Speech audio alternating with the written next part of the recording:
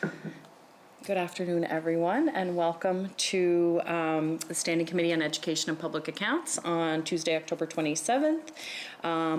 We've got here with us today Lynn Lund and Heath McDonald, Ernie Hudson, Ola Hammerland is joining us today as well, Sydney McEwen and Sunny Gallant. And I guess before we get started, could I get a motion to adopt the agenda? Moved by Ernie Hudson. And all right, so today we've got a briefing, kind of a continuation of inviting different groups in to see how the back to school's going, and what are some of the kinks that need to be ironed out, and what people are hearing. So here with us today we've got two members from the Bluefield District Advisory Council. We have Amanda Doherty-Kirby, got the order right too, and Kaylin Deacon are joining us today. So I guess asking you for your preference, you've got a slideshow here. Would you rather wait until after your presentation for questions? That's kind of usually how we go about it. It's probably best, okay. But if somebody has a really, really pressing question and wants to get me while I'm right in the middle of a topic, that's fine too. Okay. I'm open to either. All right, so we'll try to contain our questions until the end. So without further ado, please go ahead. Okay, as Carla has said, Ms. Bernard has said, my name is Amanda Doherty-Kirby and I'm representing the Bluefield District Advisory Council. The Bluefield family of schools is 7 schools: Bluefield High School, Gulf Shore Consolidated, East Wiltshire Intermediate, Central Queens Consolidated, Englewood, Elliott River Elementary School, and Elliott River Elementary School and Westwood Primary, and East Wiltshire, if I haven't forgotten that. And I want to thank you for inviting us here to speak about the reopening of schools during the COVID-19 pandemic. I want to thank also the Department of Education and Lifelong Learning and Public Schools branch for all of the work that has been done in order to start schools in September, as well as all of the staff associated with schools. I was listening to the CUPE presentation on the weekend, and I was very distressed to hear that some of the staff hadn't been really acknowledged for their work that had been done, especially during respite or the extra cleaning and everything. All of those people that are associated with school that we don't always see forefront, I really want to acknowledge them for all that they do. The home and school members from all of the schools. Now, we chose to wait to come in until we heard back from each school. So somebody from our council went to each home and school meeting and asked how things were going. And as all of the other DAC members, I'm here presenting primarily because I had the best availability, and there's a need to it, but it was our decision as a DAC that we would present orally, and also everybody contributed to documents. So I'm very thankful for that. We wanted to say that things seem to be going fairly well, but we do have some areas of interest, those being transportation, mental health, and potential loss of learning. So I have a couple of quotes here. You may have seen these. School authorities will work to reduce ridership, for example, by adding school buses and routes and establishing walk-to-school programs. Parents will be encouraged to transport their children to and from school, if at all possible, to reduce the number of students on school buses. Now, this is in the Welcome Back to School Plan, page 4. And for Minister Trivers, we are still asking parents if they're willing to and able to rearrange alternate methods to get their children to school. And personally, I would like to see them walk or bike and do that in an active way, if possible. Great announcement. I really support active transport, great for physical health, great for mental health. This was announced before drop-off, before masks were made mandatory. They were only strongly recommended. And there wasn't really any evaluation of drop-offs or pickups that had happened in the past to really see if there was any capacity at schools to have increased amounts of this happening. So now what we're hearing back is drop-offs are good.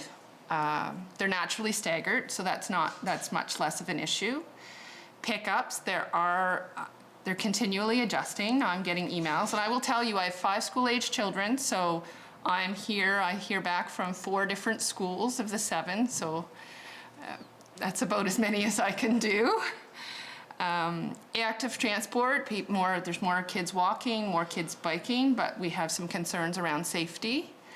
And busing, the routes are still being adjusted. I did get an email last week adjusting a bus route for Bluefield, but there's some improved communication that's needed. And one of the DAC members, or actually all of them, wanted to say winter is coming, so some of these issues will be getting even more prevalent with the change of season. This, I didn't put the school on here, but I will. This is the current pickup plan at Westwood. And this is the most challenging pickup plan. Now, unlike the other schools that my children attend, and Kaylin could interject about Central Queens, the schools my children attend all have 2 entrances except this one. So what I want to show you is this would be the entrance to the school, and I'm sorry, my hand is a little bit shaky. Buses would come in here and they would line up in this area all around at the end of the day, and then they would exit out that entrance area. Cars in the past would come in through here and either park here or in the parking lot, and parents would come into the school to pick up their children. Now with COVID, they're no longer allowed into the school to pick up children. This is a very young school. This is K-3, so you're talking anywhere between 4 and 8. So this is really, really young kids. They started out with their pickup as usual. Here, they could come pick up, but the problem with this is the cars will line up out into the roadway and actually prevent buses from coming in. Some of the parents are here as early as 1:30 for a 2:20 to 2:40 pickup. Yeah. This is one school, and they did appeal and say, can you send your kids on the bus if able to? But parents, the comment was parents heard that they needed an alternative way, and so people changed their plans to allow that. And even when masks were made mandatory, they didn't change their plans back. Not a lot of them did. So now they've changed it so cars come and pick up here, and 5 children at a time get picked up. There's signs in the windows, and then this is relayed information into somebody inside where all the children are supervised and standing, and then they bring them out. And this is necessary. This is the safest way they feel doing this, because this is a young school. We still have parents, drivers that come in and they're not considerate of the young children that pass by, and there's always been a bit of a safety issue here, but they had kind of worked the kinks out. I will say we talked about drop-off and pick-up when my grade 9 and 11 students were there in grade 1 and grade 3, and I was active in that home and school then. So this has always been a bit of an issue, but not as bad. Last year, it took the principal and vice principal to kind of guide things along here. 25 to 35 students would be picked up on any given day. This year, the numbers are 116. So this is a big school. There's over 500 kids in this school, and having 116 kids get picked up regularly with more on Friday is a big deal, especially because we're a single entrance school where buses and cars come in together. The other thing I wanted to point out here with my pointer, and again, I'm gonna have to practice keeping my hand steady. This is supposed to be a crosswalk. There's a little tiny sign, and this is where our active transporters would cross from the main entrance of the school to get to the sidewalk area so they can cross out over the crosswalk. This is the sign. Oh, sorry, wrong. This is the sign. This is what's supposed to be the crosswalk. There's no... There is. You can barely see it. There's one little painted there. It was painted a few years ago, but it's all worn, and there's one little line there. So that's the crosswalk the kids that walk are supposed to take to get home. These are pictures sent to me by our DAC member from Gulf Shore, and these guys have had a lot of uptake in active transport. They have a lot more kids walking this year, but they wanted to point out there's no paved shoulders, no crosswalks, or no sidewalks, and there's no crosswalk across the main road. And this is something the school has been advocating for about 4 years now. So this is not a new thing, it's just became a lot more necessary with COVID and the increased uptake of those alternate routes of transportation. So we've actually went around and identified a few issues. Now, we had a parent, I was contacted by a parent that I know, a friend that has had a letter writing campaign going on about the crosswalk on Meadowbank Road at Westwood. We have a lot of speeders there. It's a 40. Cars regularly go 60 there, maybe even faster.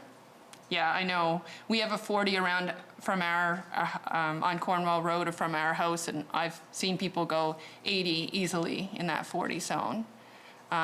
60 would be mild, but yeah, higher. People aren't looking for the kids and are constantly crossing there. It's a really dangerous spot. The school has been wanting to have a crossing guard there for years. The town did post yesterday. As of Wednesday, they did get kind of the go-ahead to go with this, and they posted yesterday for anybody to apply if they were interested in becoming a crossing guard for 3 hours a day. So there's something happening there, but it's still a big concern. And the town has put up little signs of young kids saying, "Please slow down for my safety." The sign that was at this crosswalk got hit last week, just to give you a little bit of perspective. So those two things are really key for this. Well, three things really: the drop-off, the pickup, and those two big safety issues. Elliott River Elementary, with the realignment of the highway, it's been awesome. Drop-up and pickup is really, really good. There's 2 different entrances for buses and pickups and drop-offs, and it's going really well. There are a couple things that were mentioned, lighting with an entrance there, as well as painting of an arrow, and as well, because there's not as much knowledge in the community that the Terry Fox Complex entrance is off Main Street now, you still have drivers coming in to access the Terry Fox Center when the gates are open for buses, and that is a bit of an issue. You saw Gulf Shore's concerns, the sidewalks and the sides of the road. East Wiltshire, again, the administrative team there was very proactive. Cornerstone Baptist Church parking lot is being used for pickups in the afternoon, and is actually really, goes really smoothly for pickup because they have that extra space. And essentially now they have 3 entrances because they have the regular drop-off pickup zone, they have the bus entrance, and then they have Cornerstone. So it's going really, really well there. As far as active transport or safety issues around there, there would be some comments about trying to get through the 2 roundabouts on Cornwall Road. There's no crosswalks. I think that was a real oversight from early on with the planning there.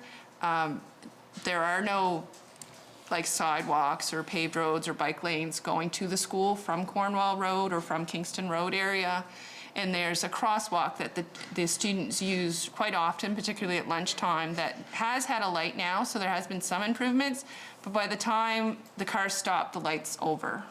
And that was one of I went and checked it out, and actually the first time I tried to pass, 2 cars went through, and I was 3/4 of the way across the crosswalk before the light stopped. So just to get, and at Bluefield, again, it has 2 entrances. They have students here. There's a little bit of jiggling with merging at the end of the day because the student parking lot comes one way and the parents are coming this way, and then you have buses coming in this way. They're adjusting. They still need some painting and some extra space in the student parking lot, especially since we were trying to get people off buses, and students at that age are able to drive.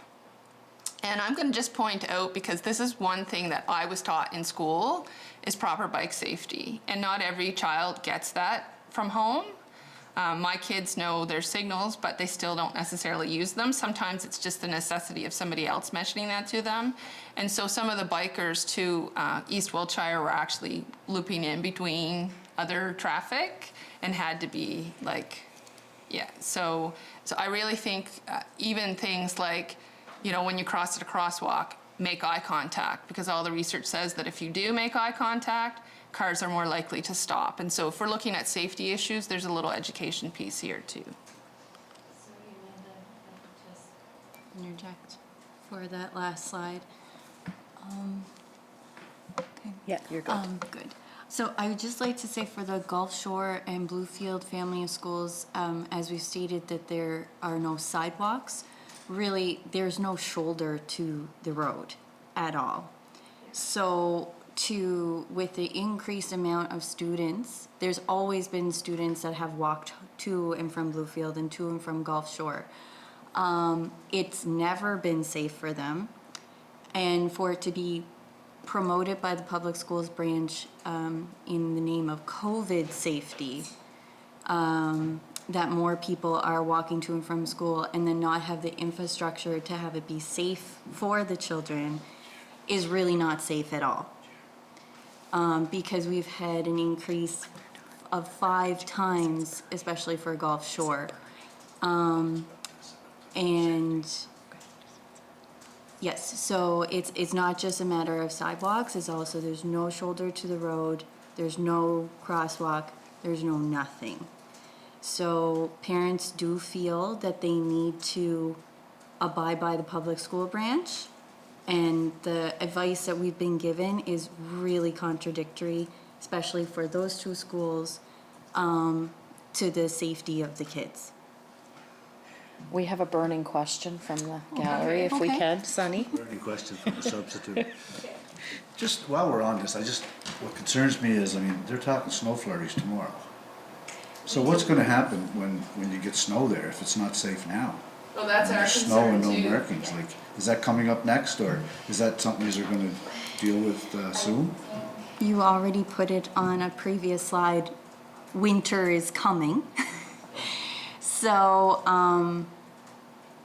we haven't gotten there yet. We were consolidating this, and I was going to send it off to the minister as well. Wouldn't be the first time. I've sent 2 emails during COVID, so with personal emails with respect to learning, and you'll see why in a couple of minutes. But yeah, no, it is a consideration for sure. And I should say, what I neglected to mention if we go back to this pickup is all of the specialist staff are required here. That's 14. It seems like an extraordinary amount, but they tried different scenarios. And it's just because of the age of the children and the setup of the school. It's really, really hard. And so the specialist classes are getting out at 2 p.m. They're getting out a full 20 minutes before dismissal. So you're losing specialist teaching time there. And I know for my kids, phys ed and music and some of those specialist things are really, really important to them. I would want to mention, you told me this on the drive here, that there was a call for crossing guards in Cornwall, which is to the point that Amanda just made, that more people, not just the crosswalks, the shoulders to the road, but more people seem to be needed to run this. And so we need crossing guards there for the kids, and we need people supervising when the kids are coming and leaving school. And it's not just on the parents or it becomes the teacher's job. It's an extra job for any administration or teachers or EAs in the school. And the parents are just expected to stay in their cars and not get out. So we're not even really expected to help or allowed to. I think we're good. I'm going to shout out to the bus drivers here when we talk about busing, because it's a job that I love kids. I have 6. I would not want to be a bus driver. That takes a special type of person to do this job and do it well. And we have a lot of really great bus drivers. We have a new bus driver on one of my routes, and I'm sure he was not very happy with my family's first day, but We were encouraged as parents to access the PSB bus planner. I'm a pretty keen mom when I have a chance, and I went in and I accessed everything, got all our busing information, and the vast majority of it was wrong. So at the beginning of the school year. And we found that the information through the bus planner was not consistent with school information, so there was a lot of confusion for parents. I know in our particular subdivision, like really close, within a really close distance, I have 11, there's 11 kids that at my son's age that are going to East Wiltshire, and they were spread amongst like 4 different buses and such. It was quite confusing. The first day, my first child got home at 2:45, and my last child got home at 5:20, and he was coming from a school 2.6 kilometers away. So, and it took about a week to get this sorted out. So there was, and I realized there's a little bit with COVID, with new routes and stuff, but this is not a new problem either. It's just kind of exacerbated with COVID. And I should say this is my grade 5s. If I look at the bus planner, he is okay to get transportation. And I think it says his pickup in the morning is bus 44, which is correct. So if this is not my personal site, this is me going to the bus planner. And his home from school, he's supposed to get on bus 612, but bus 612 goes to another subdivision after school. It doesn't, after leaving Elliott River, it doesn't actually go to my subdivision again. It goes to Westwood, comes to our subdivision, then goes to Elliott River, then goes to another subdivision. And if I look at my personal account right here, it has him getting picked up in the morning by 612, which is not his pickup, and it doesn't even give any after-school information. And as I said, I have 5 school-age kids, and I think I had 1. My high school students' information was correct at the beginning of the school year. So, and there is some disconnect between the consistency between the personal account, the am I eligible, and what the information that the school has. So parents were sent home with like contact sheets that had busing information from 2 years ago. We had an incident of a grade 11 student in our subdivision, and he was given the busing information on his contact forms to go to the junior high school. So, and this is not, I'm just saying this is kind of at the beginning. It's a little bit better now, but those were from 2 days ago, I think, so we're still missing accurate information at Transportation Services. The other point about this is that one of the schools was calling for parents that had added students at Transportation Services through the bus planner to also call the schools, because the schools weren't getting that information. So there's a disconnect there that really needs to be there. So what we had some recommendations, and I said this is a group. There's 7 members on the DAC as well as 2 students, and we've had meetings, 2 different meetings over this, and lots of emails back and forth with feedback from probably 8 different people, 9 different people actually. Everybody gave a little bit of feedback. And so what we were suggesting is to perform a review of current practices for drop-off and pick-up at schools to see if further modifications can be made to improve what's currently being done. The PEI Home and School Federation, which I think you're hearing from next, actually did suggest taking a survey of the numbers that are taking buses and alternative routes. And I've been told, and I can't recall from the meeting, I didn't check the minutes, that was declined at that meeting. To perform a safety review of the active transport options to facilitate changes to increase safety, to provide an education piece about safe walking and biking, and ensure that the busing information is accurate. One of the things I neglected to mention is a piece of really good feedback, especially when you consider equity and accessibility, is to have a different system around communication around late buses and delays and storm days. And there have been a number of late buses that have happened in terms of for mechanical failure or because somebody's sick and somebody needs to do a secondary run. I mean, we had a really bad rainy day once, and some of the kids were left out an hour in the rain waiting for their late bus, not knowing it was there. And I realized there's radio, and if we go back to this system, there is a little alert system that you can log into. I didn't actually know this was here until I was doing research for here and such, but one of the parents was actually suggesting a text system so we can be very proactive. Lots of people have texting available. Even us, I don't pay for data. I use Wi-Fi at home. I have a $15 a month plan. You can text me and I can access it. But when I'm going in the morning and I'm getting 5 kids ready for school, unless it's a storm day, which I will do, or unless the bus is already late, I'm not going to go access my computer to figure things out. So when we looked at doing this presentation, one of our major concerns was mental health, because we've been hearing a lot in the news about mental health surrounding COVID. We've been hearing about increased calls to Kids Help Phone and such. As far as starting back at school, a lot of things have been really, really positive. So I'm not coming here to be really negative about what's happened. I want to give feedback, positive and negative, and suggestions. There's been additional training that was put together. Students are adjusting well. I'm hearing from a lot of principals that, it's the best year yet, or they're doing great. They've just taken the masks thing and the social distancing, and they've kind of rolled with it. They're really, really adjusting well overall. And I have to say, the PSB had a strategic plan where one of the pillars was wellness. And this is really, really evident that some of this stuff was already coming into school and into play. I don't know where we would be today if that wasn't already kind of on the books to do. So it was really, really positive. They did give additional training on to teachers and staff around COVID. But also, I know my kids are really, really thrilled to be in school.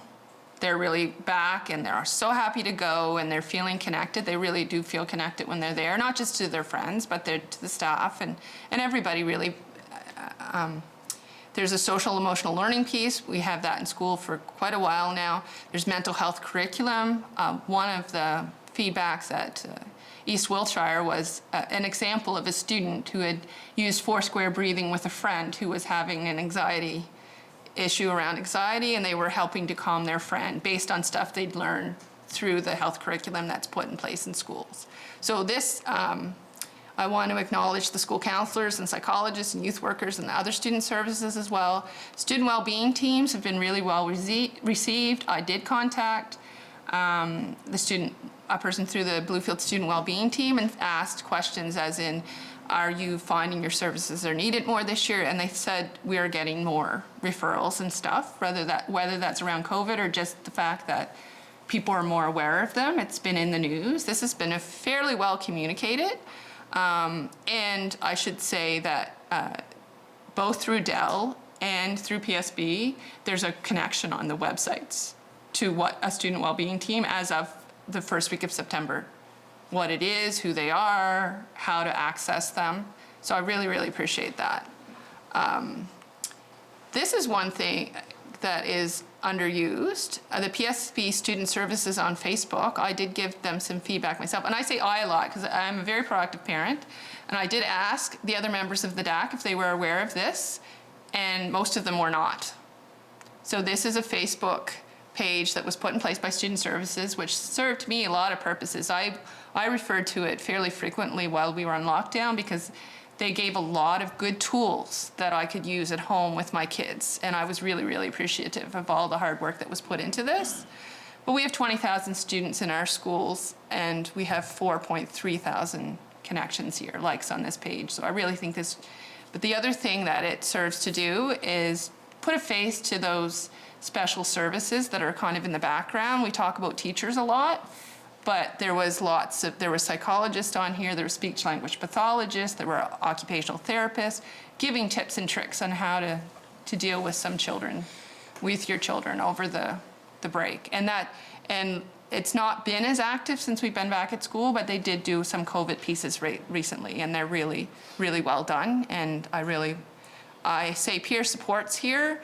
That's students as well as teachers. The feedback we got, we weren't just concerned about student mental health, we were concerned about teacher mental health and staff mental health, especially with the extra stresses around front-loaded curriculum and changes that had to be made with COVID. And we know from research, and I didn't put reference here that if a teacher is stressed, the children in their classes feel that stress. There's actually known research where cortisol is raised in students if a teacher is extra stressed. So, but the feedback we've been getting, at least through the teacher aspect of it, is there's a lot of mental health support for them, and they're supporting one another as well and checking in with one another, at least in our family of schools. And the final thing I need to put in the realm of mental health here is food security. Big deal. We shelled that over COVID. I'm so thankful that the province did get the food program going. It may not be ideal, or there may be changes that need to be made, but they've done a really good thing to get it going. And I'm very, very thankful that the breakfast programs have been able to function too. We have a drop-off breakfast. It's changed the way things are done. And I actually think with drop-off to breakfast, at least I have the experience as a volunteer at Elliott River, that more kids are maybe accessing it and there's less stigma around it, to be honest. And we do know, again, from research that if you're food insecure, you're more likely to need access to the mental health system. I apologize for the lengthiness of this presentation, but we had a lot to say. I hope that's okay. But feedback, kids are calmer. Now, I did hear in the news that some of the junior high schools had gone to a model where they were moving kids from classroom to classroom. I have to say, again, East Wiltshire has put in movement breaks. So instead of, they do come into the classroom, teachers come in. There's a little bit of an added stress piece with that because maybe not quite all the equipment is there, and you don't have your regular prep space, but you do have prep space. But the movement breaks have really helped in terms of the kids having to sit in one area for the whole time.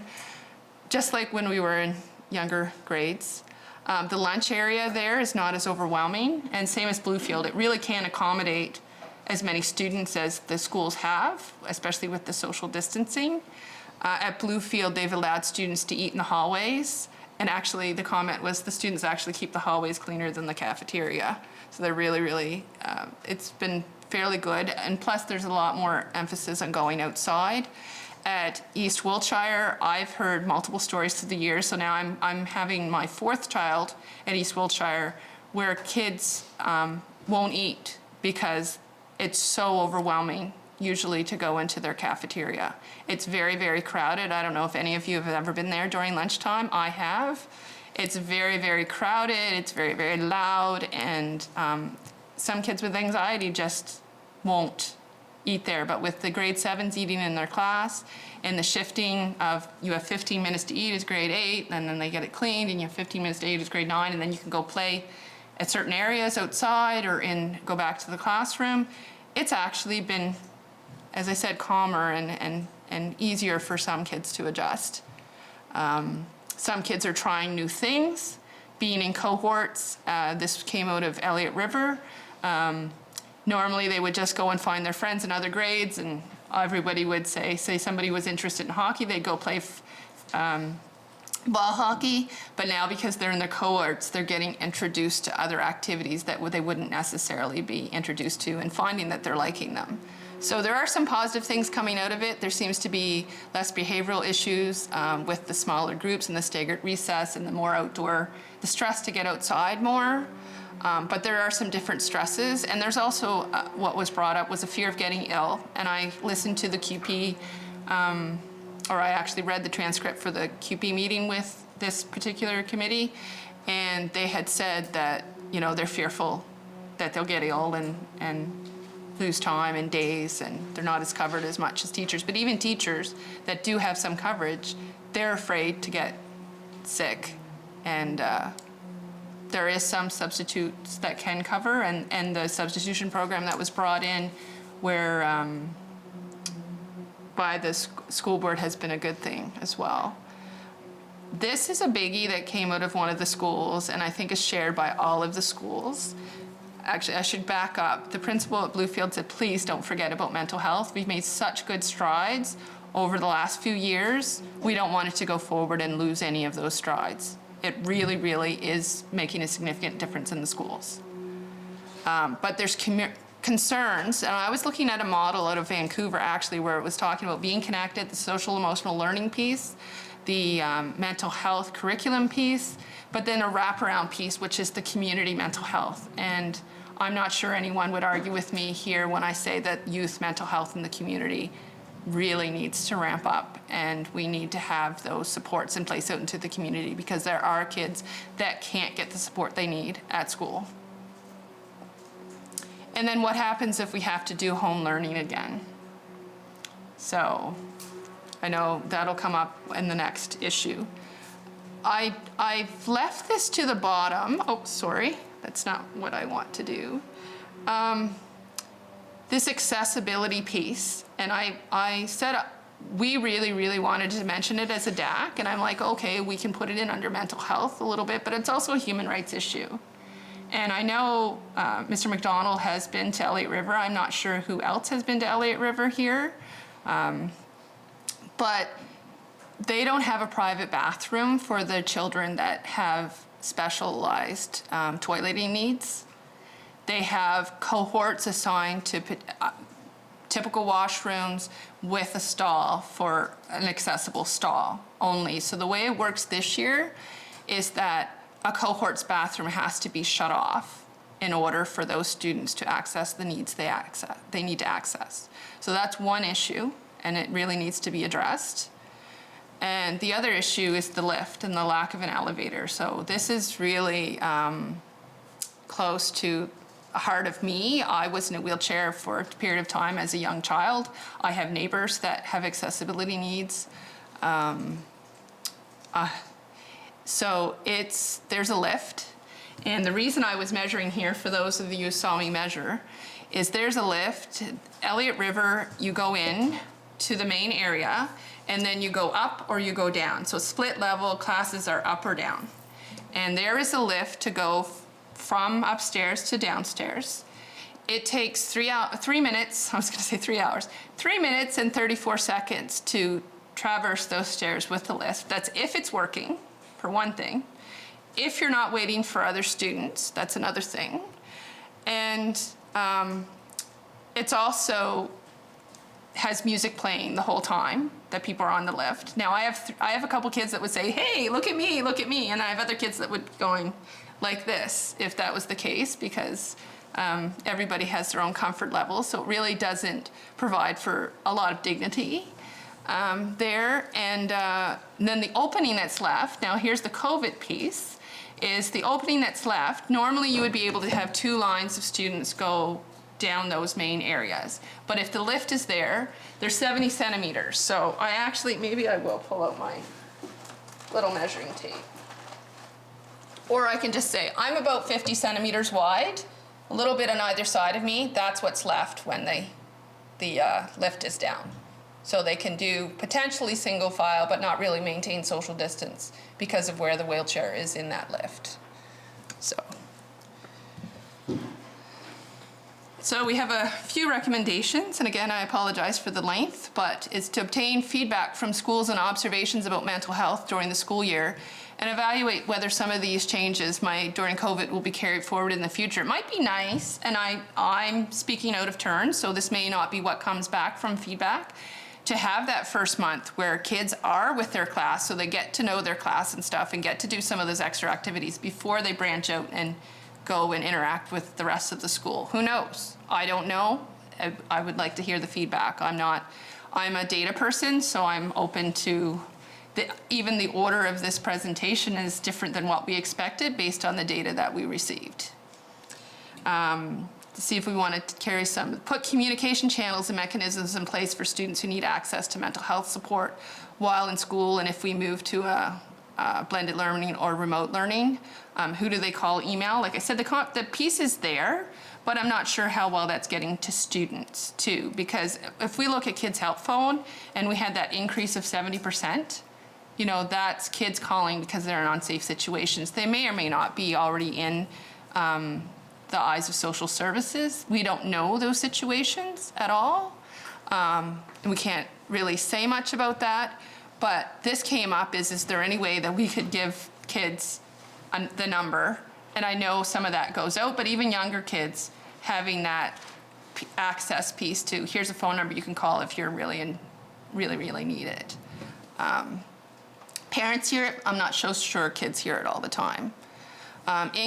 Increased communication around the PSB Student Services Facebook page. As I said, it was a fantastic page to have, and I'm expecting you all to go and check it out.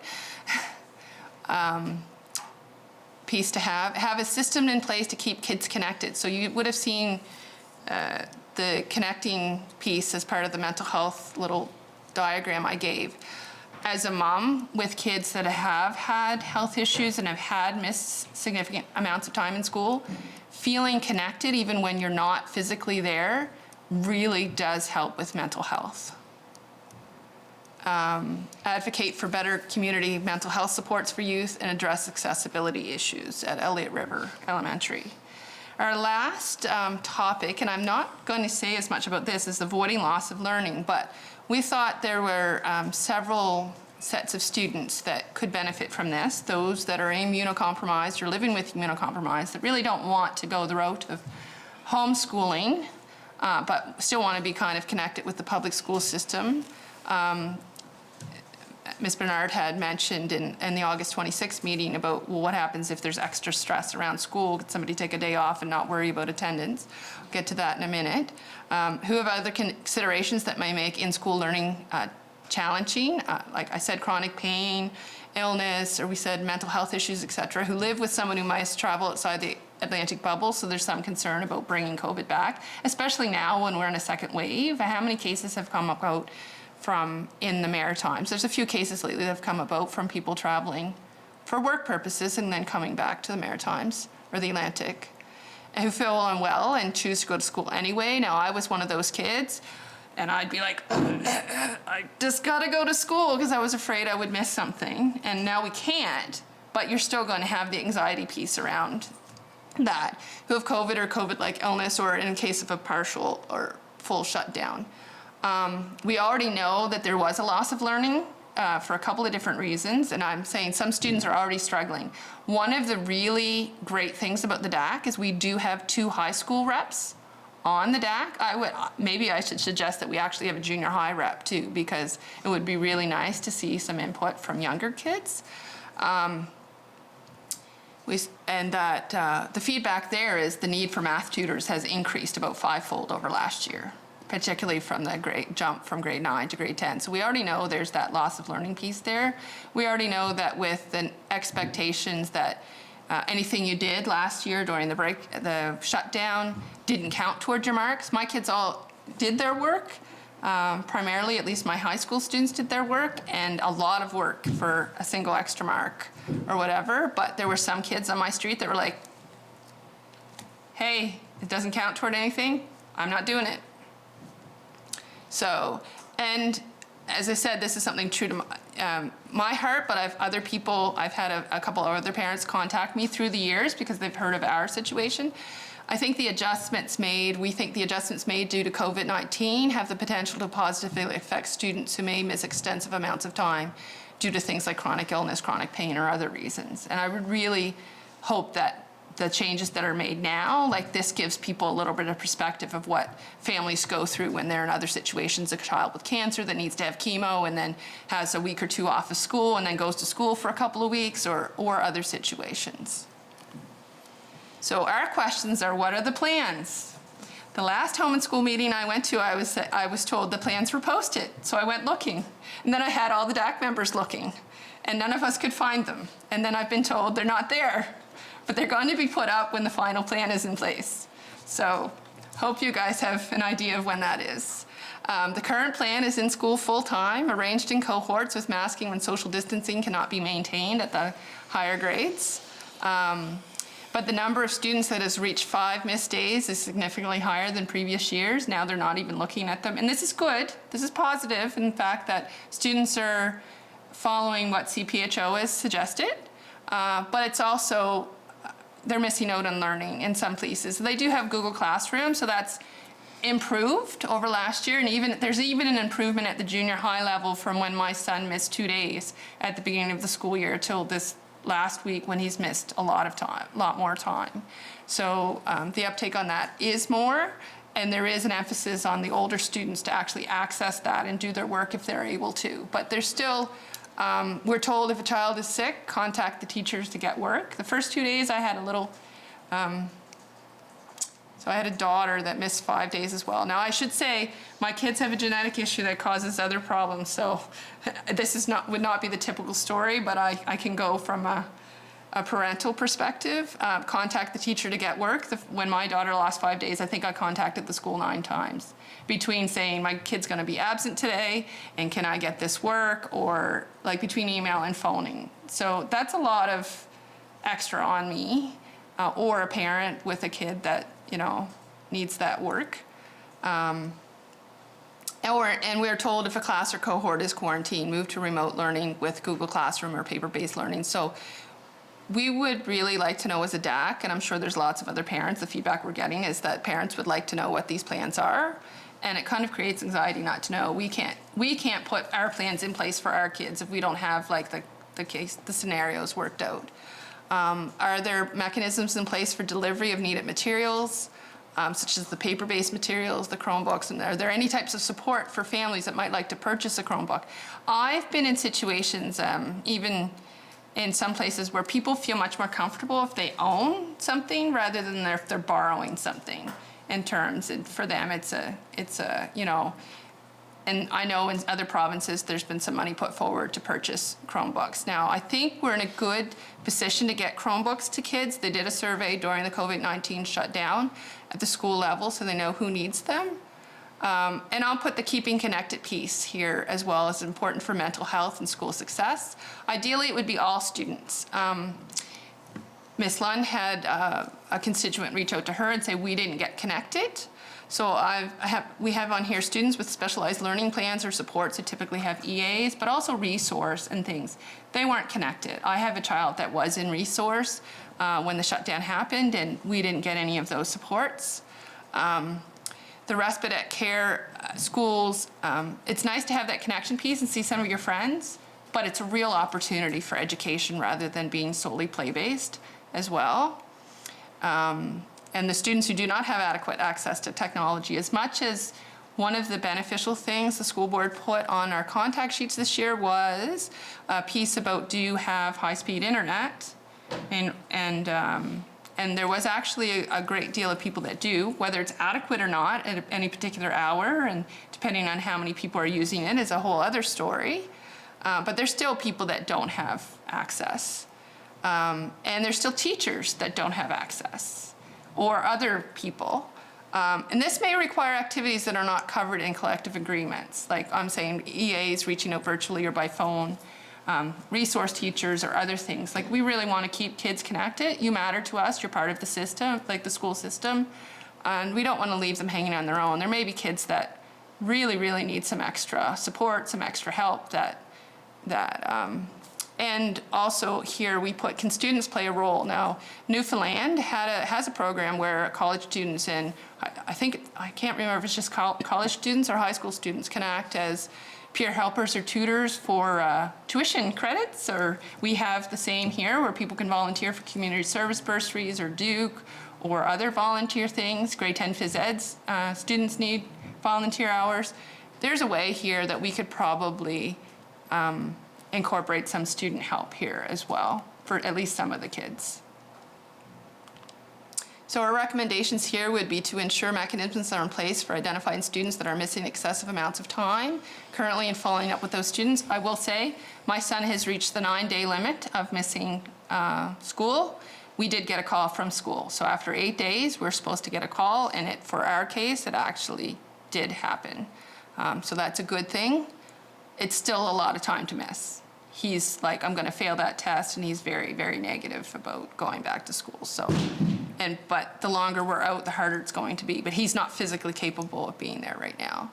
And we need the supports and access to catch up when he gets back. Too, I know I feel really privileged. We have lots of technology. We haven't lost any income due to COVID. We're food secure, but I also came from a situation and a family that we didn't have all those extra supports. I lived in a poorer area. We didn't always have, we relied on community for food, like family and stuff and things. So to allow stakeholders to review and provide feedback on operational plans for partial or full shutdowns.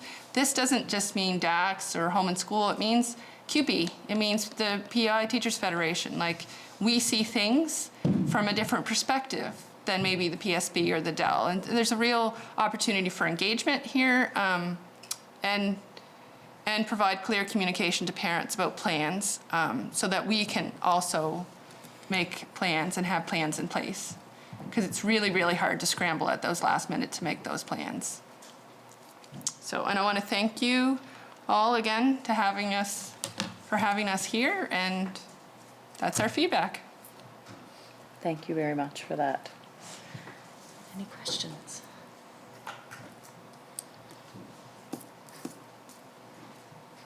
Ernie? Yes, and reiterate Carla's comments. Thank you very much for that presentation. It was certainly excellent. Just wondering what process, like when you do have a concern or hear feedback from your council, do you provide that feedback like back through the principal, or just what route do you provide that and the concerns that you do hear? Now, I can only answer to what is in the past, because the DACs were, we only were really engaged in the summer once again. In the 2019-2020 year, there was some consideration as to whether or not the DACs were going to go forward. We lost our previous engagement officer, who was excellent, Ghislaine O'Hanley. She was excellent about taking concerns back to Dell from the DAC. We have a new engagement officer who we're just getting to know, and so ideally what would happen is if we have concerns, is the engagement officer would take them back. But as I said, in this case, I've done it personally, and actually our personal connection with the minister is our daughters trained together. So I'm not saying that I wouldn't reach out to him regardless of whether I knew him or not, because I have done things like that in the past. But I think what we will do from here on, and I have to ask the DAC because it's the DAC, is that we would forward this to Minister Trivers at this point and say, here's what we found when we got feedback. The reality of the situation, the last home and school meeting that we attended was last week. So it's not like we've had a whole lot of time to prepare this and then go back to the minister or PSB with what we found. And we're still feeling out our role this year. We know what it is. It is to advise the minister, but we typically would do that through our engagement officer. And as I said, we have a new engagement officer. Seems great, but still feeling out what we're supposed to do as a DAC. And so we did have one meeting, and our next meeting will be the beginning of December, and then we'll go from there. And we will go back to the engagement officer and ask if it's okay to forward this on to Minister Trivers too, because they really need to be part of that piece. They kind of facilitate everything, but it's the DAC as a general that either examine priorities and that we would advise the minister about. Ernie? Yes, and it was interesting to hear your comments with regard to the home food delivery like school program over the summer months starting back in the spring, and also the school food program presently. Do you have any additional comments on that or suggestions for the committee? In terms of school food,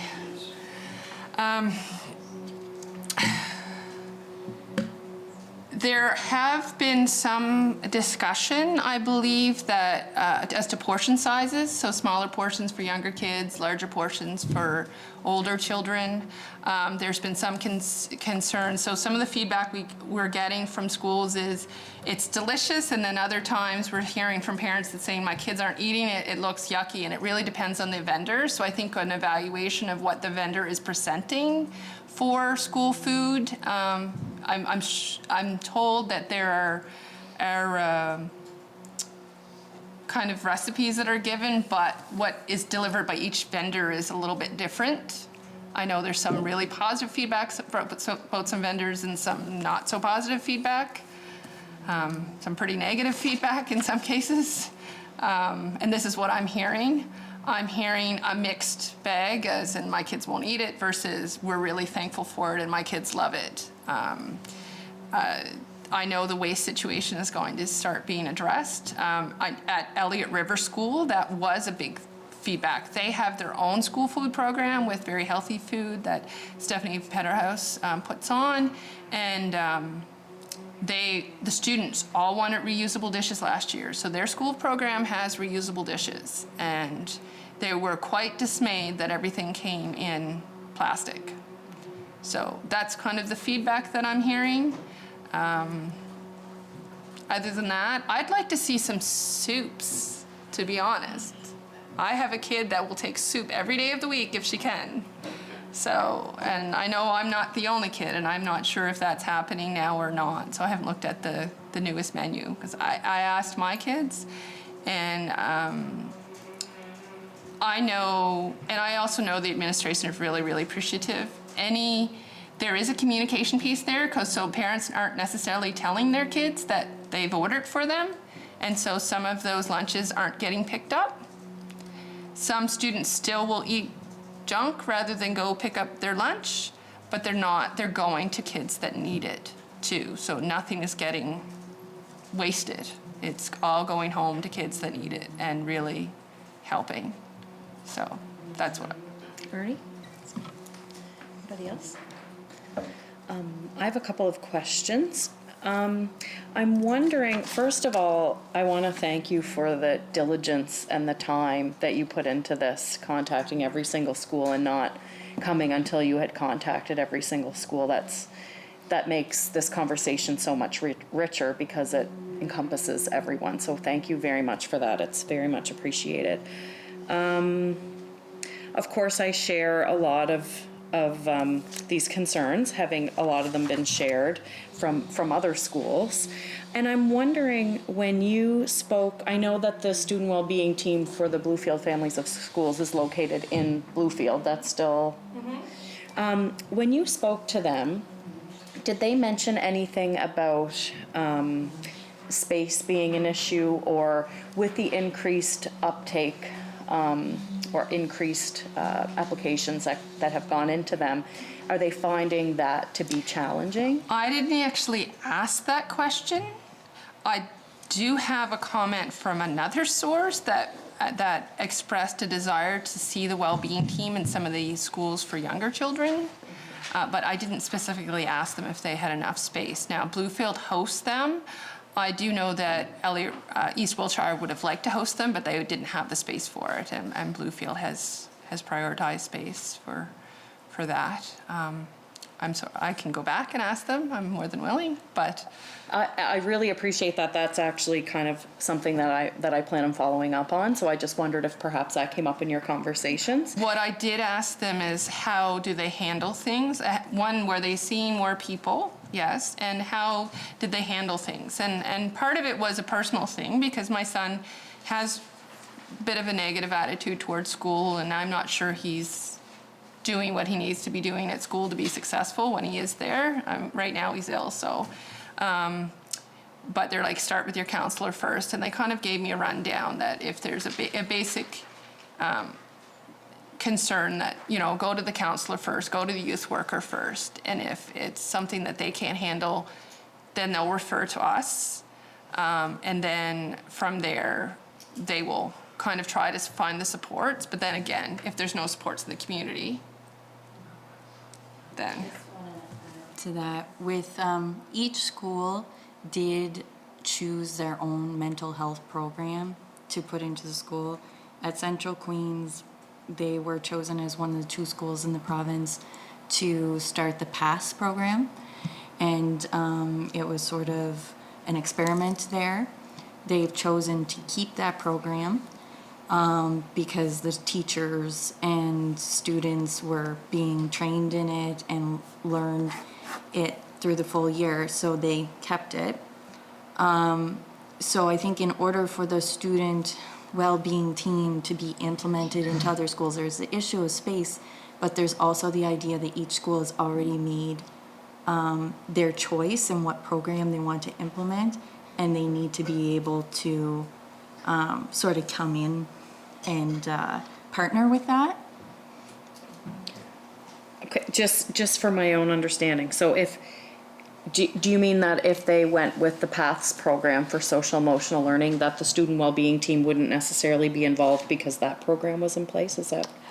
Well, with the idea that with a social emotional component, each school looked at that individually, and only Bluefield has the student well-being team, which has been very active there.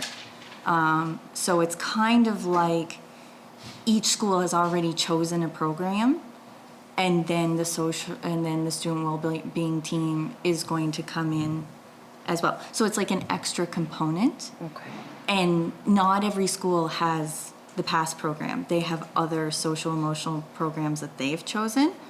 So for that one team that's working that particular way to come in with all those different, I think that would be something that maybe needs to be thought about, because they're going to be going into each school that has its own programming already in that in the social emotional capacity, as well as possibly social workers and other teams already set up. And was it East Wilshire that you said had limited space, and so the student wellbeing team doesn't come in at all to East Wilshire? They're supposed to go around to each of the schools. Okay, And so so it's they not- are connected to each of the schools, but Yeah. primarily they're seen more at the high school and junior high level. Right. I know it was an elementary school person that said, we don't really necessarily see them, but I have other elementary schools that say, well, they were here. Yeah. And they did present to us, and they did tell us, and they are dealing with some of Yeah, our it seems to be a situations. bit of a spectrum when it comes to the younger grades, when the student well-being teams are being involved, or, yeah. And I'm wondering, that might be,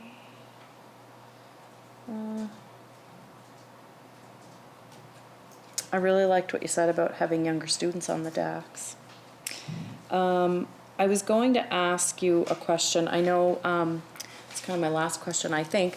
I've been hearing from some people, that the start of the school year went really well, and everyone's thrilled to be back to school, both students and staff, and that still is the case, and that there's also some students who are really starting to struggle now for various reasons, and one of them being the idea of these cohorts. And so I'm wondering if you've heard anything about how people feel cohorts are going at this point in time.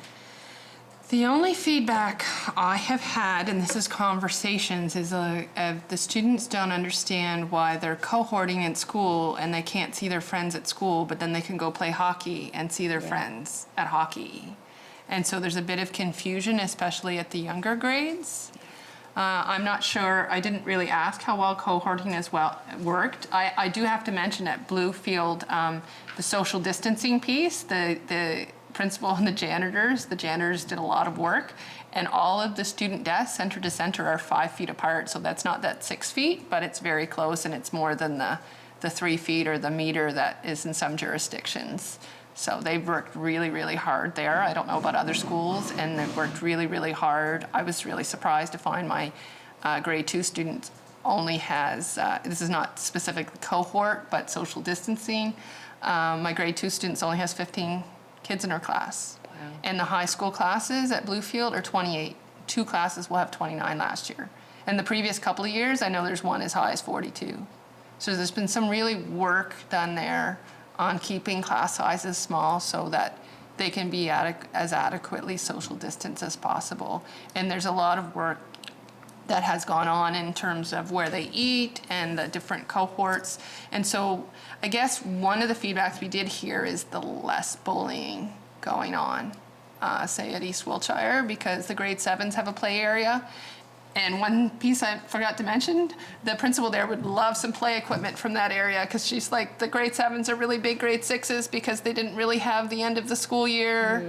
And it would be really great if they could have some equipment to just kind of play, because what they have right now isn't really there. They did put some picnic benches and stuff outside and encourage them to get outside, but with the differences in the playground with the cohorts, there's been less interaction and less bullying. So in some ways they've worked well. In other ways, people are missing their friends. Yeah.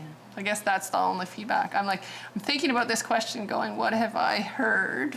As you can guess, with 4 kids in 4 schools, I do hear a fair bit. Plus I volunteer in one of those schools, so.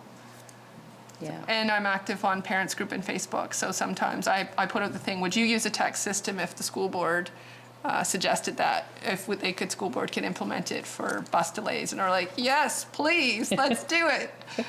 So. Excellent. Thank you for that. Lynn? Thank you, Chair. I actually don't have a lot of questions, and that's really out of the usual for me. I've got to be honest, Amanda. I thought your presentation was fantastic. It was so informative, and I really appreciate the really specific recommendations that you've made. It will make the work of our committee very easy going forward as we make recommendations back to the House on what needs to be done or what we see as gaps. So I just wanted to thank you for the time that you've clearly put into taking that information and refining it down to some key action items that are backed up by your experience. This has been super useful for the committee. I have to say, I may have done the PowerPoint presentation, but the original doc, there was a few of us that were implementing in it so the original doc that this is based off is we shared it amongst the DAC, and Kaylin put information in, and there's I think we got feedback from Anne, Melissa, we got feedback from a number of people, and then we had a couple meetings on top of that. So it wasn't just me. I did do a fair bit of the work here, but everybody contributed. She spearheaded it, though. Even to that, I think the work that your DAC has done has certainly given us a lot of really solid recommendations. So I thank you and the group of you for your work. This has been great. Any other questions? Heath? Phenomenal presentation, and obviously you don't run into too many politicians that don't have a whole lot of questions after something like this, so it speaks volumes of the input that you had into this. Just curious on the mental health aspect, and it kind of stuck in my mind when you started talking about different schools having different programs of mental health. I just wanted to be clear on that. So you're saying that if one school may have a mental health program, that another school may have a different one at the same grade level, like 7 to 8? There's a few things that have been put in place for social emotional learning. I think Ms. Bernard would be able to answer some of that. I know we have growth mindset stuff. We have curriculum level would be Dr. Stan Kutcher's curriculum, the PATHS program, and such. And so really, mental health is not just like the mental health curriculum, it's also the social emotional learning piece. So each school, I did ask this of the wellness team too, and I did ask this of Anne Rubin to go back and say, is there any plans to put like paths in other schools and stuff? And she got back to me and said no. But each school actually chose their kind of thing to teach social emotional learning skills at their grade level. Now, I will say, and I'm going to add to it, I think part of it is the confusion around what wellness teams are, the well-being teams are there for. And even I was asking questions the other day, like, what's your mandate? What's this and what's that? And that's a little bit more clear on the page. So I personally, from talking to them, I think they take this all into consideration, but they're dealing things more on a case-by-case basis. So kind of necessarily outside that realm, like they have an understanding of each of those particular programs, and they may have an understanding of where they're coming from. I think the struggle is whether they're the same. They may all teach similar concepts. I don't really know that because I don't know the programs. I haven't evaluated them. So I think we probably need to realize that the student well-being teams come in with that knowledge, and if they don't have that knowledge, they need that knowledge. They need to know, well, I'm going to a school that these are the skills that have been taught and this is the way they've been taught it, because then they know how to approach those children in terms of interacting with those children, if that makes any sense. I'm thinking on my feet here, but because they all come from different programs, we kind of have to go in with that lens.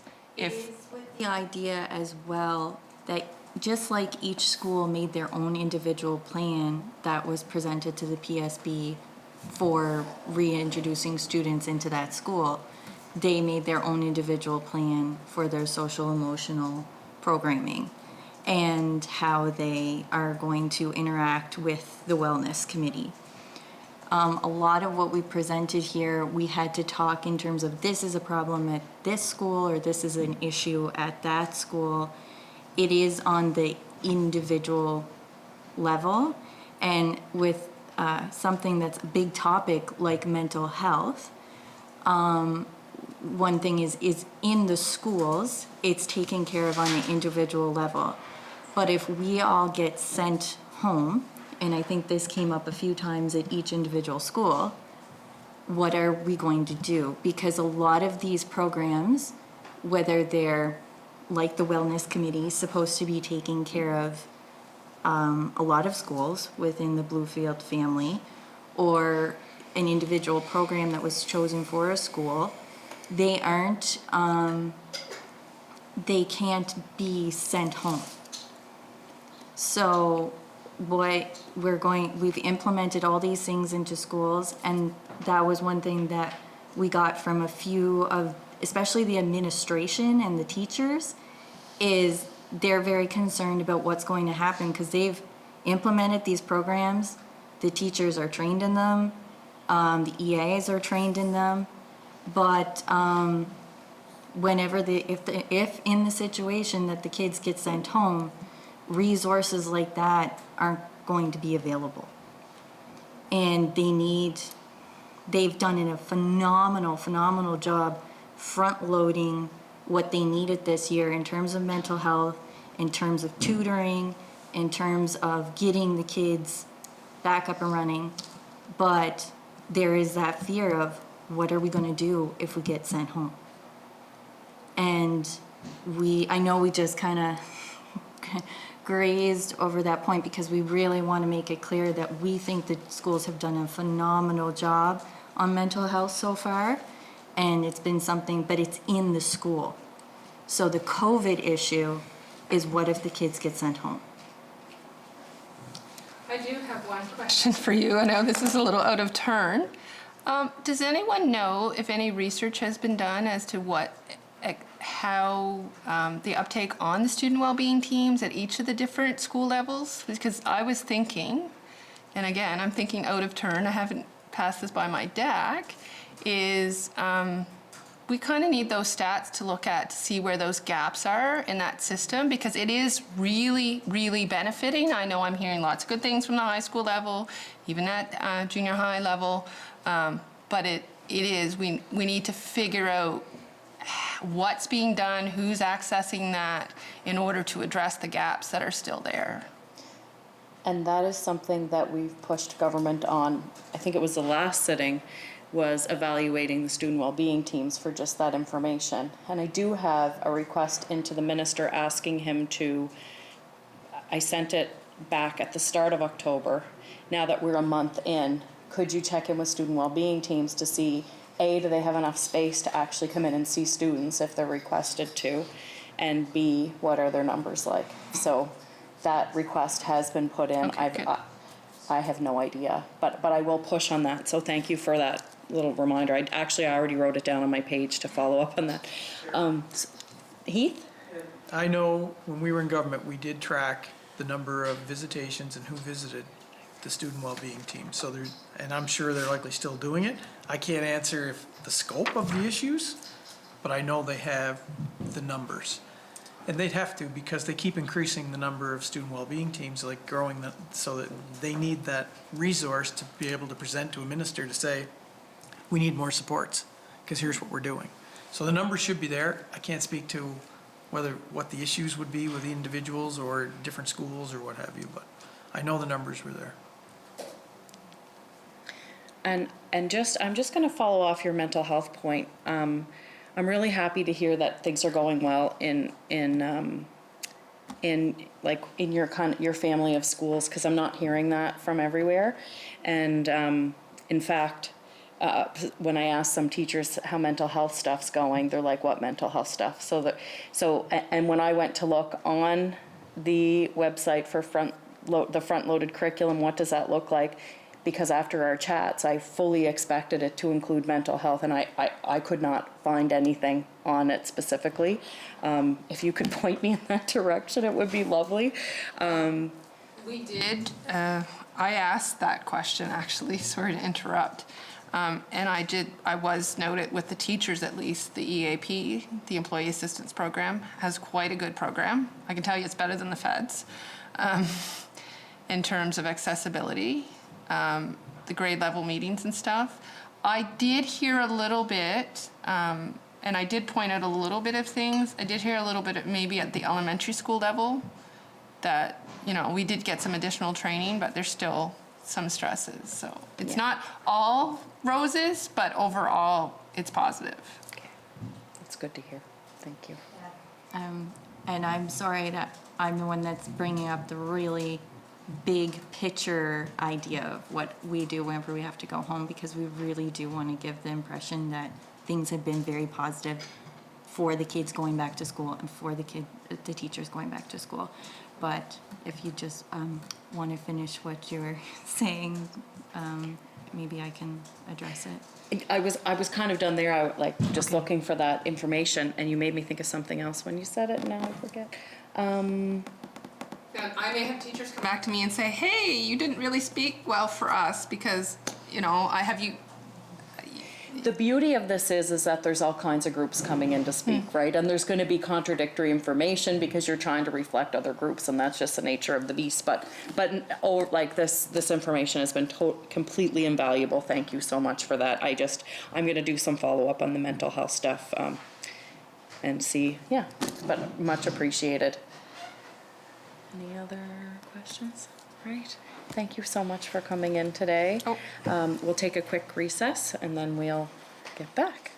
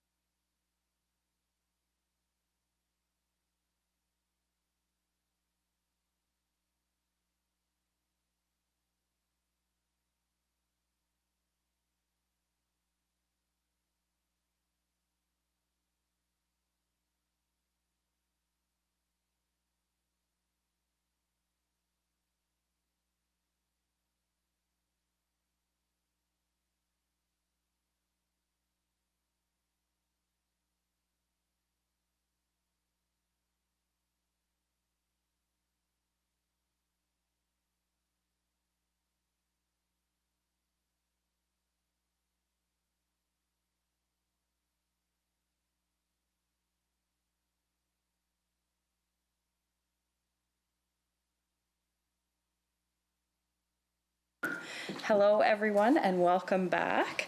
I would love to take the opportunity to welcome the PEI Home and School Federation with us. Today we have Andrea Richard, Heather Mullen, Corey Thomas, and Shirley, oh my gosh, Smedley J, sorry. And so I guess we'll just jump right into your presentation. And just so that the members know, I think you'll be working from Charting the Way, or you'll reference Charting the Way, and Alicia has emailed us all a copy of the document. It's quite a lengthy document, so we won't get a chance to go through it before the presentation. And so if you don't mind just stating your names before you start, and then you don't have to do it every time, but obviously, but just before you start so that Samantha can pick you up back there. All right, and we will hold our questions until the end if that's what you would like. Whatever works for you. Yeah. Okay. All right, again, anything pressing, just raise your hand. Great. All right, take it away. All right, so it's Heather Mullen speaking. Hello, everyone, committee members. Thank you for having us here today, and to everyone that's watching online as well. Thank you for inviting the PEI Home and School Federation to speak to you about elected school boards. I'm Heather Mullen, and I'm the president of the PEI Home and School Federation, and this is our vice president, Andrea Richard. Just a bit about myself. I live in Canavoy, PEI, and I have 2 children in the PEI school system. So I have a son in Mount Stewart Elementary, and I have a daughter at Birchwood Junior High. And I've been involved with the PEI Home and School Federation for over 8 years, starting at a local level, representing the Morel and Mount Stewart area, and I've moved into different positions on the board. And I also participate in local home and school in Birchwood and Mount Stewart as well. And I'm very proud to be the president to represent the membership, which is comprised of membership of over 55 local home and schools, associations, and parent councils across PEI. So we have one of the largest grassroots movements of PEI, which consists of parents, guardians, teachers, administrators, and we exist to promote the highest standards of education for Prince Edward Island children. And so it's quite timely that we're here to talk to you about elected school boards. But I just wanted to give you a bit of background about the PEI Home and School Federation. It actually started in 1953 when a concerned parent in Charlottetown, Dr. Helen McDonald, spoke up regarding inadequate bathroom facilities for students in a Charlottetown school. And since that time, parents and guardians and teachers and administrators have organized themselves in their efforts in local and provincial levels to obtain the best and promote welfare for all children and youth of Prince Edward Island. Other goals that we have are to foster cooperation between parents and teachers so that every island child may grow to their full potential. We give parents an understanding of the school and its administration.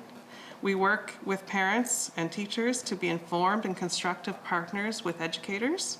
We promote high standards of well-being for each child's life. We promote the care and protection of children and youth. We promote affiliations with any organizations which concerns themselves with the care and development of children and youth in the home, in the school, and the community. And we work for the best of each child according to his or her physical, mental, social, and spiritual needs to foster high ideals of citizenship and promote, through educational means, international goodwill and peace. So we have a lot of goals and we have a lot of ideals that we work towards. But I wanted to remind you of some of the things that we've been involved with in the most recent history. Some of the things including requests to increase classroom teachers, EAs, classroom size and compositions, speech pathologists, wait lists.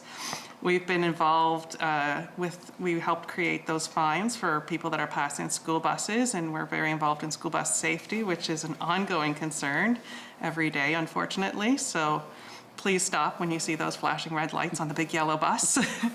And then most recently, what we're very excited about, the Healthy School Lunch Program, which was part of, that came up at one of our annual meetings, and between Home and School Federation on the provincial and local level, as well as communities and chefs and dietitians across this island, we now have a Pay What You Can Healthy School Lunch Program.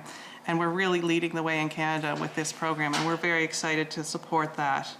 So the work that the Federation does, our advocacy translates into action and successes for students, staff, and school communities. Our members feel very strongly about putting democracy back into education with elected school boards. And Andrea is going to share with you a resolution that was voted on by our membership in 2008.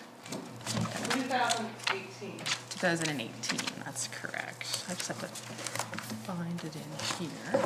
So the resolution process is our formal way to highlight the priorities of our membership. Actually, is it in my binder here, Shirley? One second, check that out. There it is. I have a lot of paper. I take notes the whole time and it keeps me focused. So if you see me writing things down, I'm not recording exactly what you're saying. I'm recording my own thoughts while other people are talking. So the resolution itself is, I'm going to read it through.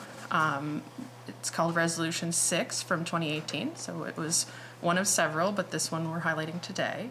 It's a request for a revision of the Education Act and a return to elected school board. It was submitted by Concordia Regional High, and it says, whereas the Education Act provides for an elected board within the French language school board, but not the PSB. And whereas it was promised by the current Liberal government that an elected school board would be implemented within the PSB. And whereas the Education Act has currently bestowed all decision-making authority in regard to school matters upon 3 appointed trustees who answer to the Minister of Education. And whereas it is a perceived conflict of interest that the Deputy Minister of Education is also the chair of the appointed board. And whereas the current model, which includes district advisory councils, bestows no decision-making authority upon parents or community members within local school communities, as members of the DACs are in an advisory capacity only. And whereas members of the DACs would be able to continue on in an advisory role if so desired by advising the elected school board trustees. And whereas the Charting the Way final report of the Education Governance Commission from March 2012 provides 48 key recommendations after extensive research and collaboration with stakeholders across PEI, which includes the recommendation that school districts be governed by elected board trustees. And whereas a key determinant of student success is parental and community involvement in school decision-making at the local level, and therefore be resolved that the PEI Home and School Federation requests that the Minister of Education, Early Learning and Culture, and Cabinet revise the Education Act and designate decision-making authority regarding the educational matters to an elected school board of trustees, 1 for each family of schools, with school board elections to coincide with provincial government elections. So that was sent to Education and approved by our AGM on April 14th of 2018. I do have a few notes that I wanted to add to that, other than just the description. So the resolution process, each resolution is prepared by a local, so each home and school association has the opportunity throughout the year to develop and circulate a resolution. Then they are presented again at the AGM and reviewed and voted on by membership. So this was attended by membership from across the island, and it was voted on that it would be, what's the proper word? Actioned. And so it has the full support of our membership. And even though it's 2 years following that, the topic has constantly been discussed at the local and federation level. So the interest is still there. Parents would like to see and have motion towards having representation that is elected by them and not selected for them. I'm going to segue into a few key points in the 48 recommendations, which are, I'm not going to cover them all because there are a lot and a lot of work went into them. It's a phenomenal reference, and I think the thing that's most important when you look at it is to discuss the governance structure as what it could look like, so that it's flexible for the future and not locking us into what we've done in the past. And the quote is just above the 48th recommendation, which I'm going to flip to on paper because, so the quote's from Antoine de Saint, and it says, as for the future, your task is not to foresee it, but to enable it. And I think Charting the Way does a very good job of identifying all the areas where we could support governance in a slightly different way than we've done in the past. And so I think it's really important that we look at the Charting the Way final report and continue through the consultation process, which is about to begin in the near future, through discussion and opportunities for people to discuss their ideas, their community's ideas, the home and school perspective in small group settings and large group settings, as some people flourish in a small group and they share their ideas openly, and others prefer a larger audience. I think it's really important for that process as it's slated to continue on, but I really hope that there is focus on the discussion and not on presenting an idea and then, I don't want to quote I would not want to see the school review process re-happen, is what I wanted to. I would like it to be more of a, let's share our ideas, let's listen closely, let's not propose something and then have to spend 9 months recovering from the proposed idea. So I think it's important to listen. And the Charting the Way report has been circulated, it's been available. It is 8 years old, however, if you read through it, it's still incredibly relevant, really well composed, very accessible. It's not deep in terminology that gets overwhelming. It's very, very, very well written, and I hope that everybody on the standing committee gets to take a look at specifically the governance recommendations, because those are the ones that kind of speak to this part of our discussion today. I didn't introduce myself, but I grew up in Savage Harbor. I went to high school in Morel, or all the way through school in Morel. And I knew about home and school my entire life because my mom and my aunts, my neighbors, the people that I babysit for, they were involved as well. And when I left PEI for school and came back 7 years ago, I ended up in the Alberton area and I lived there with my very young kids until 3 years ago when I moved to Bunbury. So I've kind of been hanging out in various areas of Prince Edward Island, so there's some familiar faces across the room. My kids are currently in grade 5 and grade 2 at Stratford Elementary in Glen Stewart, and I'm happily involved in this organization because I see that it can make a difference every single day to thousands of people, and our smallest people, the people that need us to stand up for them the most, the families that aren't as interested in sitting in this room and presenting information. We represent everyone. So my love for home and school has pretty much existed for most of my life. I strongly believe that PEI is stronger when we speak up. I think it's important for us to be involved all the way through, and I appreciate the opportunity to be here today with you guys. Thank you for having me.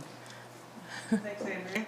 I'm just going to sum up a little bit from some of the key principles that we see in charting the way, and also what has been brought forward within our local home and schools and at the provincial level. Principles that we would like to see reflected with the new board. A province-wide vision, elected representation from the entire province, improved communication, which will ongoing to help with parent and community involvement, responsive and timely action on items, a diverse and innovative board to reflect the world that we live in. We want accountability to the community and to the students. We want it to be free of conflict of interest or perceived conflict of interest. Trustees as agents of engagement in their communities. We want to hold open and interactive public meetings with the board, clearly defined and meaningful trustee roles, ongoing trustee professional training. We don't expect a trustee to necessarily be elected with all the skills that they need to be in that role, but we would appreciate there to be professional training as well as professional staff to support trustees in their role.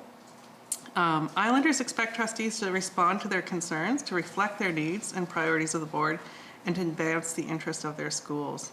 The Home and School Federation will continue to partner with the Department of Education and the Public School Board branch to engage our members on this topic, and we will continue to work with consultations and encouraging turnout for voting and all of these pieces that are part of an elected board. We're always there to support. We've been there for many, many years, and we will continue to be there to support this democratic process that our membership would like to see. We're happy to take any questions about elected school boards. Sydney? Thank you, Chair, and thank you so much for coming in, and I appreciate all of the work that all of you have done for many, many years, leading up until your roles right now as well. I guess, Heather, I can start with you, or anybody can answer. In charting the way they talk about shifting responsibility from the Department of Education to a potential school board, is there, I'll say, the report is 8 years old, but is there anything fresh on that topic that the Home and School has talked about? And what do you see as advantages of shifting some of that responsibility from the Department of Education to an elected school board? Shirley, do you want to jump on that one?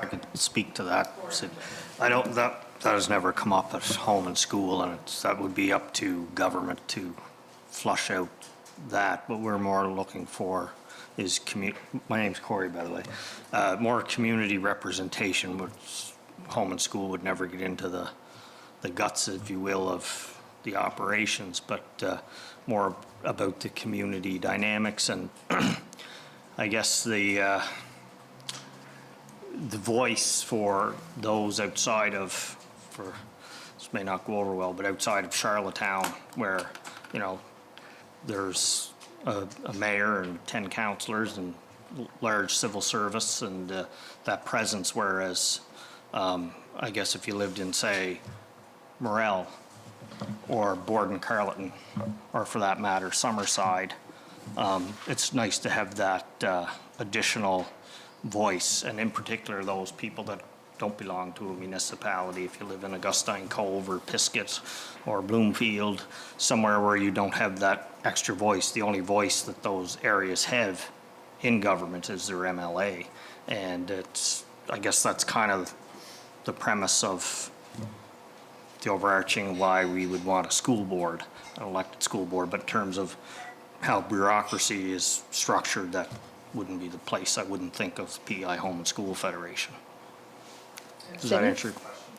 I was just going Go to ahead. follow up with Corey. I was just going to say, as long as the board was able to function in a timely and responsive manner and be able to do the work of a board. I mean, you want your department and the public schools branch to be working hand in hand and working together. So, I mean, you want your board to be able to do the work that they need to do without being encumbered by levels.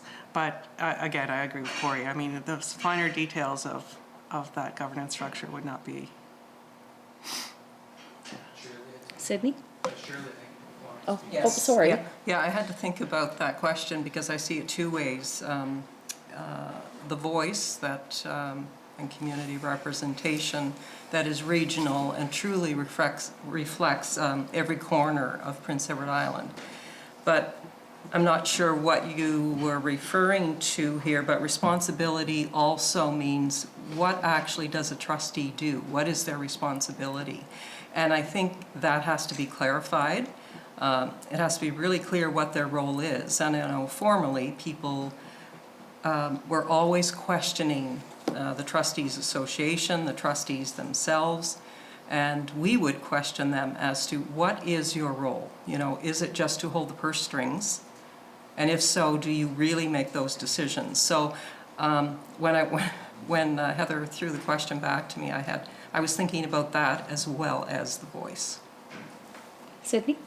Thank you, Chair, and I appreciate all your answers. And I jumped a couple of steps there. I apologize, but when Heather, you had mentioned about that you're both you and Shirley right that the resources there for those trustees to do their job, I guess, and all the support that the current 3-person board has. When if you're advocating for an elected school board and government fulfills their promise to do that, making sure those resources are there, and I guess that's what I was getting at. And Corey, to your point too, you're talking about regional variations, and you're absolutely right. When we went through that last school review process, an MLA in an area that doesn't have a lot of incorporated area, that was the voice there. So it absolutely would have been nice to have, you know, for myself in that role, to have an elected school board member alongside of myself in that position, or whoever it was, helping advocate for the community. So I mean, that's a really good point to add in to this too. Has there been any recent discussions over, you know, the makeup of how that board was looking? We've had, you guys heard the presentations that we had recently about that too. Yeah. So there has been some discussion, and we've been keeping our discussion kind of aligned with charting the way, because it aligns with the resolution that came forward from our membership. So we don't like to speak outside of what the membership has already voted on and talked about.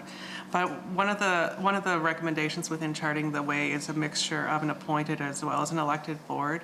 And we've discussed that to some degree about how there's some voices that you don't get when you have elected representation. So we want to make sure that the voices are diverse and really representing the community that is the school community. And so there might be a need for a mixture of appointed and elected to make sure that all those key voices are at the table. I mean, we certainly want representation elected across the island. There's no doubt about that. But I don't think anyone within the Home and School Federation would say, well, we don't want a diverse board. We want to make sure we have the right people at that table. And I think there needs to be some thought into that and how does that look. We've also discussed at almost all the meetings that we attend now when we talk about education, we also talk about the youth and the youth voice and how important it is. And you know, we include inviting youth to our meetings now, and they're involved in the DACs, and there's been a lot more of youth committees happening on the island. And when you include the youth voice, especially when it's about their own world, it really changes the dynamic. And so we would like that to be explored as well with the governance. And, you know, is there an appointed youth position or positions there where it, you know, becomes part of something they can do and work at in high school. This is again where that staff support comes in though as well. Like, so we would never expect a board to just be able to come into a room and function. Then the Turning the Way discusses that as well, like the need for governance training and professional support to make this board function. Sydney? Thank you, Chair. It's a good segue, Heather. The district advisory councils, of course, came after you know, the elected school boards were gone. How does the Home and School Association see district advisory councils working with a new elected school board? Right. So, again, we're open for discussion and consultation on this. However, we have been clear since district advisory councils have started that it is very much a duplication in the same people and the same volunteers in most of the communities. You have the same people attending your local home and school and the board that are also on your DACs, and you know the function is different, but I often wonder about volunteer fatigue when we're in small communities, and you know, you have the same people doing the same things. So I do think that needs to be a part of discussion. Where does the DACs fit? Maybe there's some work that they were doing that, like again, the Home and School Federation, you know, we can look at how we function and how can we support keeping those important conversations going, because there has been some elements of the DACs and the Learning Partners Advisory Councils when they discuss certain topics at a different level that, you know, we'd be happy to cooperate with department on.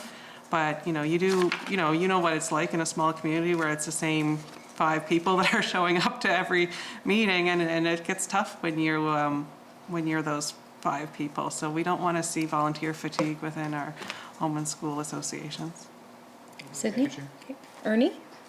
Yes, thank you, Chair, and thank each of you for your presentation. It's great to see all of you this afternoon, especially the former resident of Albert, and great to see you, Andrea. And now, with regard to the resolution, and if I understood it correctly, or if I heard it correctly, that there would be, what the resolution put forward was an elected board for each family of schools. Am I correct on that? No, it was a member. One member for each family. So it would be one provincial board then in total is what the recommendation was.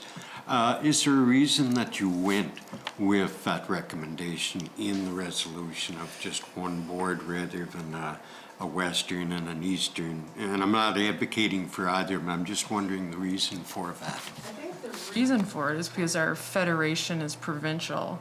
So we meet in a local level and then come together twice a year at a provincial level.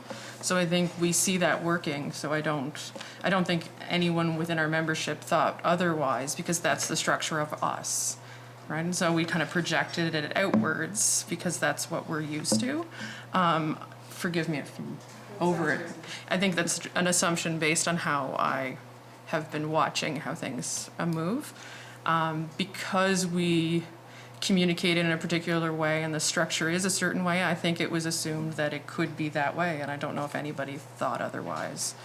Mind you, in the consultation process, if that was a topic, you could maybe see how people feel about it, if there were ideas. The one thing about consultation that could probably looked at more closely while it's being designed, because I'm sure the consultant's still working on it and they're probably willing to listen in the prep, is coming to a meeting and asking people what they think is great. Coming into a meeting with a presentation and asking people how they feel about what they've heard changes the conversation a bit. So when you give people an opportunity to respond and react to how a story or an idea makes them feel, you often get different information than when you come into a room and say, what do you want it to be? So I'm not saying front load it with a whole bunch of information. I'm saying ask very specific questions during the consultation to see how people react and respond, and use those, like the first run of consultations, to design the next stage, like whomever is organizing that through the consultant, because it changes how people react and it changes the thought process, and then people can, as a group, determine why it is they feel that way, and the discussion can lead from that instead of, because when you give people the opportunity to say, well, what do you want? Often they go back to, well, this is what we had and this is what we want it to be. And it's really important for it to not be just what we had. It has to be significantly better than what we had, because what we had didn't work well. So we have to take what we envision our education system and PEI to be, and how we communicate with each other now, especially now in this COVID time where everybody sits on Zoom meetings and communicates with people all over the world much more efficiently than we would have a year ago, and take all of those little pieces and really listen and have really tough discussions, but don't see all of the outcomes as being, or don't hope for all the outcomes to be perfect, because they're not going to be, because they're feeling related. Because people are very passionate about their schools. And so we have to make sure we're asking the right questions so we don't get directed answers. We want to make sure we understand how people feel and why they feel that way. Ernie? So I think that's why Sorry. we ended up with that one, yeah. Ernie? Okay, thank you for that answer. And I guess you had used the word there, Andy, consultation. As we move forward as a government to elected school boards, do you feel it is quite important, though, to have that dialogue between government, between the minister and the home and school and other, whether it is district advisory councils, but just as to the makeup, and again, I go back to whether it's one board province-wide, whether it was an eastern or western. So just if you could give some feedback to the committee on how you see that rolling out with regard to consultation and sort of process there. Understanding that it is being prepared, the consultation process, and I think it is very important. As we said, this report is from 2012, and although there's fantastic information in it, I mean, that's older, and if any of you guys had kids in school, you know how quickly those years go by, and all of a sudden you're out of that school or you're out of the school system, and there's a new group of parents, and every year you're meeting a new group of parents, and they're learning all about school boards, trustees, and governance, and like it's like every year it's a new day. So it's always important to go out there and get that information. I don't think we need to have a long, lengthy consultation process on elected school boards, because it's been discussed for years. It's been an election issue. I mean, it's been committed to. But going out there and getting that understanding, especially if you do something that's a mixed solution, you need to make sure that that solution is supported, and it's what the people want. It's what reflects PEI right now, and you don't create something without speaking to the people that it's affecting. So I think the consultation process is important. We will promote it, when it's going across the island. Shirley is fantastic for getting information out there to our local home and schools, and we'll make sure people are there and having their voice, and we will add to the consultation process. But I do think that it's a part of it, but I don't think it needs to be too extended or lengthy, because I think you have most of the pieces in front of you to probably start moving forward. Ernie? Yes, and it was one of the things, it was probably in the top three as I went door to door back in April of 2019 that came forward was we need elected school boards. And, that may have been brought about by the whole school review process, the fact that there were two schools that were proposed or targeted, whatever word you want to use, that were going to be shut down in the West Prince area. So it certainly was front and center, I would have to say, in people's minds at that time. On the other hand, though, if there were naysayers to it, what I would hear is, well, when we had elected school boards, almost always they were elected by acclamation. There was hardly any voter turnout for them, so on and so forth. So just any feedback, any ideas that you have with regard to increasing the participation, both with regard to the number of candidates that would be putting names forward and to increase the voter turnout. Sure. Well, I welcome that question. And certainly the school review did cause it to be a #1 issue, but also the current makeup of the Public Schools Branch Board is an ongoing concern, and they have been very welcome to listening to our concerns about the way, the perceived conflict of interest and so on, and it is what it is right now according to the Education Act, but I think a lot of people watch those meetings and have their concerns about the current structure. As far as increased voter turnout and involvement in school board elections, I think that there's several factors. One is that it's a new day. We are so much closer as a population with social media and with online engagement. I know that the home and school locals and as a provincial level, we have high engagement levels as a group. Sometimes it's a matter of connecting those two pieces together and making sure the communication is there and that the information is there. I think having a very clear understanding of what the role of the trustee is and so on. It's my understanding when I hear about the past structure, it had been perhaps losing some of its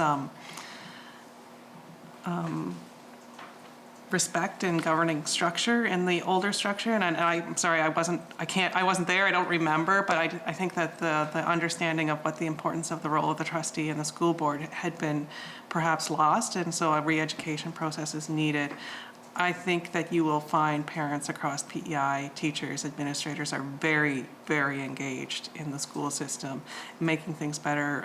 This year especially, like to think of how much this island has done to get the students in school right now.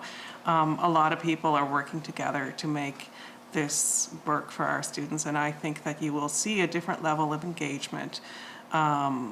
And I would really hope that the department and the PSB continues to work with the home and school, because we are that group that's already out there and connected in the community.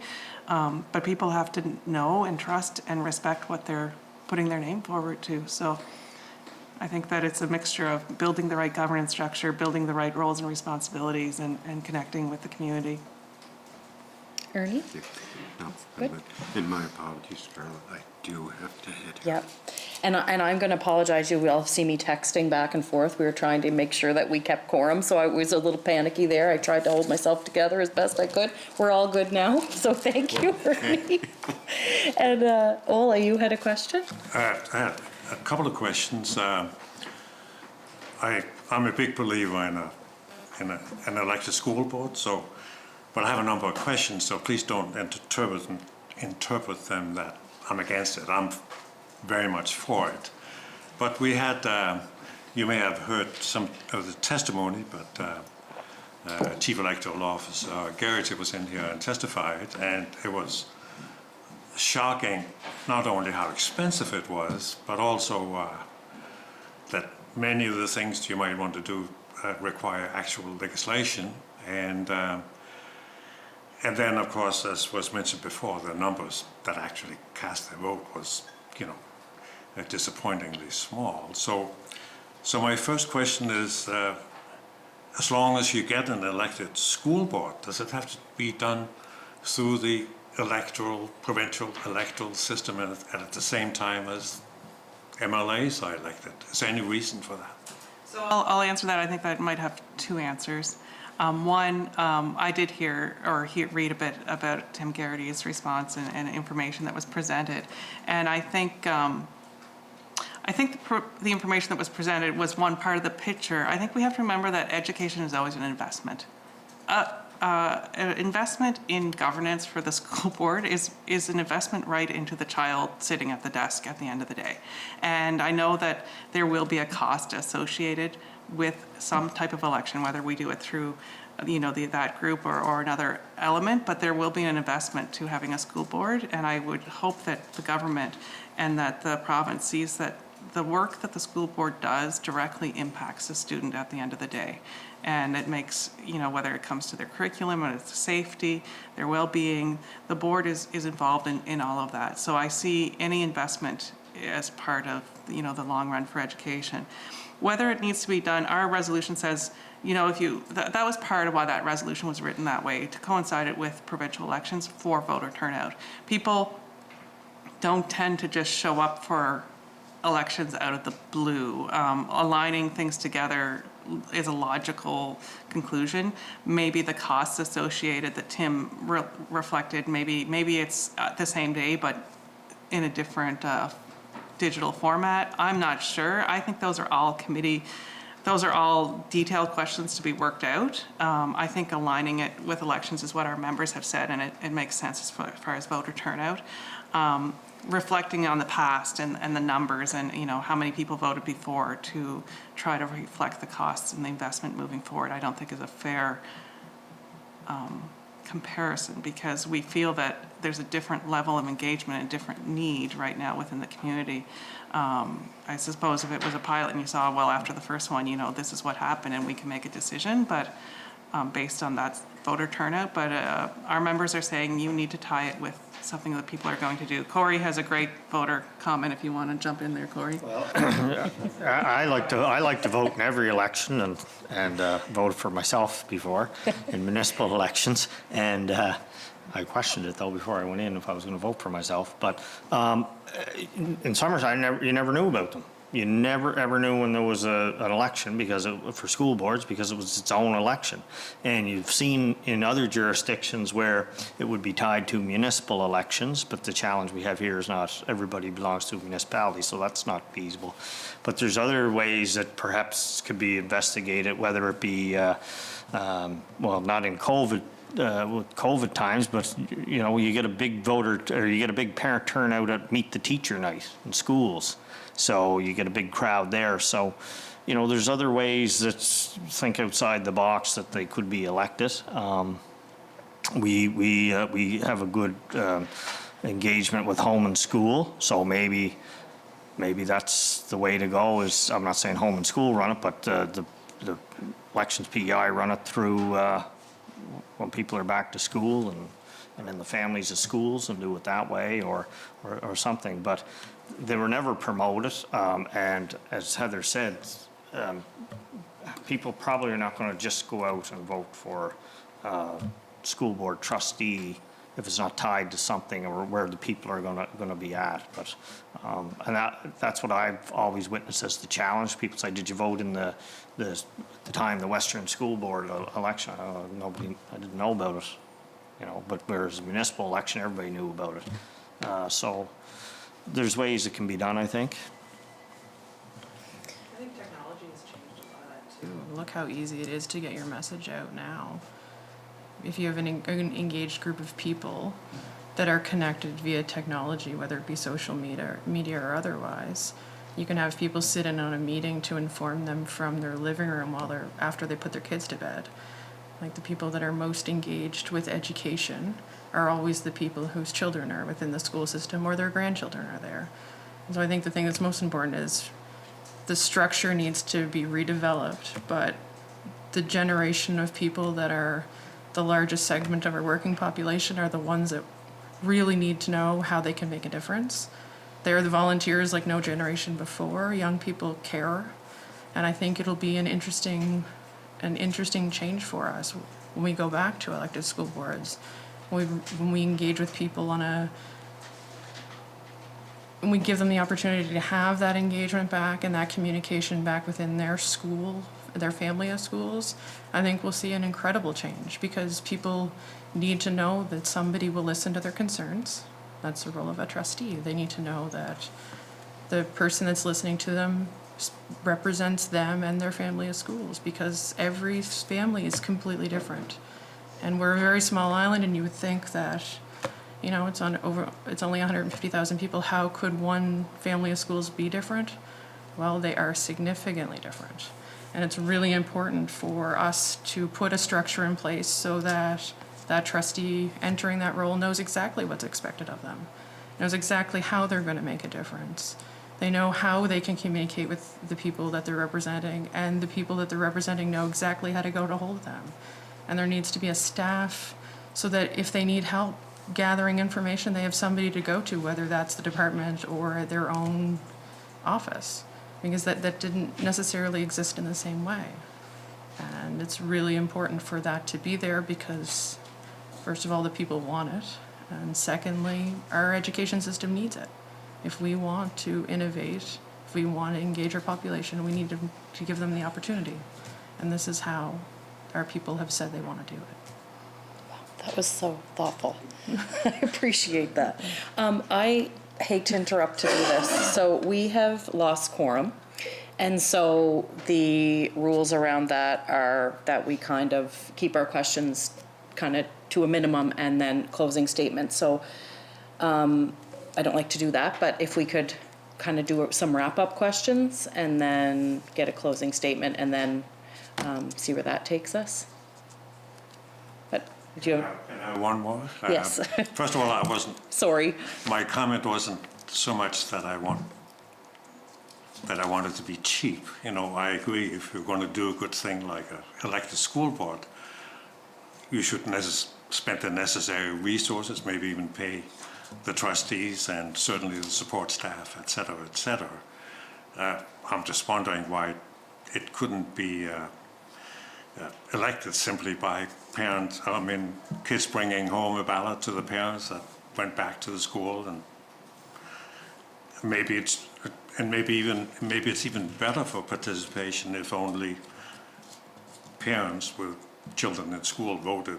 Does everybody on PEI really need to be there? Those are great questions, and I think it's all questions that like the consultation group needs to look into. I think people outside of the parents have to vote. We know that it's not just the parents. Like in our home and school, we see it as a composition of between parents and guardians and grandparents and teachers and principals and administrators, custodians and bus drivers. Like if you think about how many people are involved in student education, and then even like your nonprofit organizations, your libraries, like there's so many parts of our society that's part of that education system that have important voices and we work with on a regular basis. I think that there are ways to explore voting. I think that there's certainly ways to explore how it could be done. I only mentioned the cost because I heard Tim's presentation and cost was a big part of it. And I just wondered if, you know, you've got to make sure there's both sides of that conversation happening. So I do think there's areas to be explored. And I'll put it out there that the Home and School Federation is very willing to work with government on how this could look, how can we assist, you know, because we do have that line of communication already out there across the province. So, you know, and you know, we have annual meetings, we have all sorts, and our membership does include the larger group, not just parents. So, you know, I think there's ways to be explored, but yeah, so I don't have the overall answer, but I think that everyone is quite willing to work towards how do we make this happen and how do we have the voice of Islanders in this election. Roland? That's good. I'll just make a comment because I know we're up against it, but first of all, you guys deserve a ton of credit for the school food program. And I sometimes think that us politicians got likely more credit than we ever deserved, and you guys deserve a lot of that credit. But I think there's a couple things here that just kind of seeing this briefly and scanning my phone with your charting the way. But there's a governance situation that you're dealing with, and there's also the educational component. We're dealing with education, but the education component of telling society how important it is to become involved. And I think with COVID right now, the situation is prime for you to be doing that, because I think there has been more discussions and resolve around going back to school and how it's going to function. So I think the timing is impeccable, but the education component on what it means to be a part of this is really important too. So that's all I have for a comment, and I appreciate the presentation. Thanks. So we're very aware that it is a very interesting time for local home and schools and the Federation with COVID. I kind of feel like it's the big reset button for local home and schools, because the safety and well-being of the student is the prime objective of your local home and school. And sometimes you can get so busy there's a million other things that local home and schools do as well. And yeah, we've been very focused on the safety and well-being. And so it's been an interesting time for all the locals in the Federation as well. And it's really interesting when you at the local level say, we're not doing fundraising this year, what questions do you have that you need answers to? And the whole room relaxes and everyone's hand goes up and they ask how they can volunteer. And it's the first, we had 17 people at the Glen Stewart homeschool meeting last night. Like 17 parents at 6 o'clock on a Monday evening made it to the school, like after work, and feeding their kids, and showed up. And that's a lot it's a big school, but it was amazing to see the transition when you said, okay, what questions, is there anything you're concerned about related to safety? Is there anything you want to talk about mental health and wellness? What would you like to see in communication from the school this year? The conversation was completely different than any year before, so the timing is incredible. And this discussion, probably, if consultations started in the near future, you might get the most thoughtful, caring responses that have ever been provided. Mm-hmm. It is definitely good timing. I think it's time for a big reset in a whole lot of different ways, and this is one of the ways.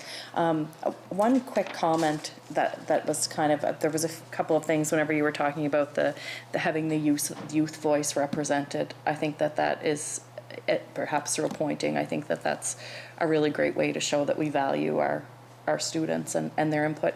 And another thing, I can't remember what presentation it was, but I believe it was actually when the minister came in with Aaron Doherty, and they were presenting the different options for how this might look.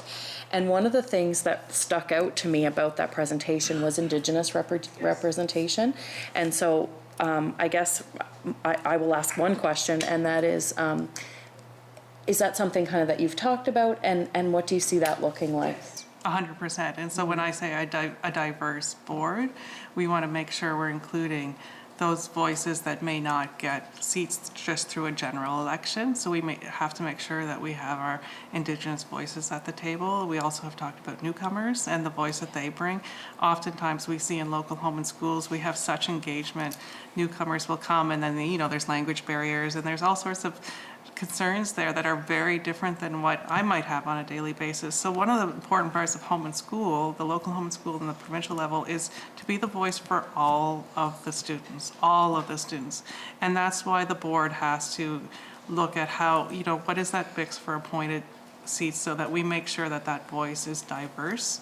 I did some research on elected school boards in the United States and how it looks, and you can run into a white privilege problem with elected school boards, and we don't want that. We want a diverse, innovative board, and that's where how do you make it a mix of elected and appointed, but you keep the, how do you also keep the voting, so that you have your elected voice coming through. So there's some pretty, important conversations to happen, but yeah, we certainly want the right voices at the table, and we want to make sure we're representing all the different groups in our island students.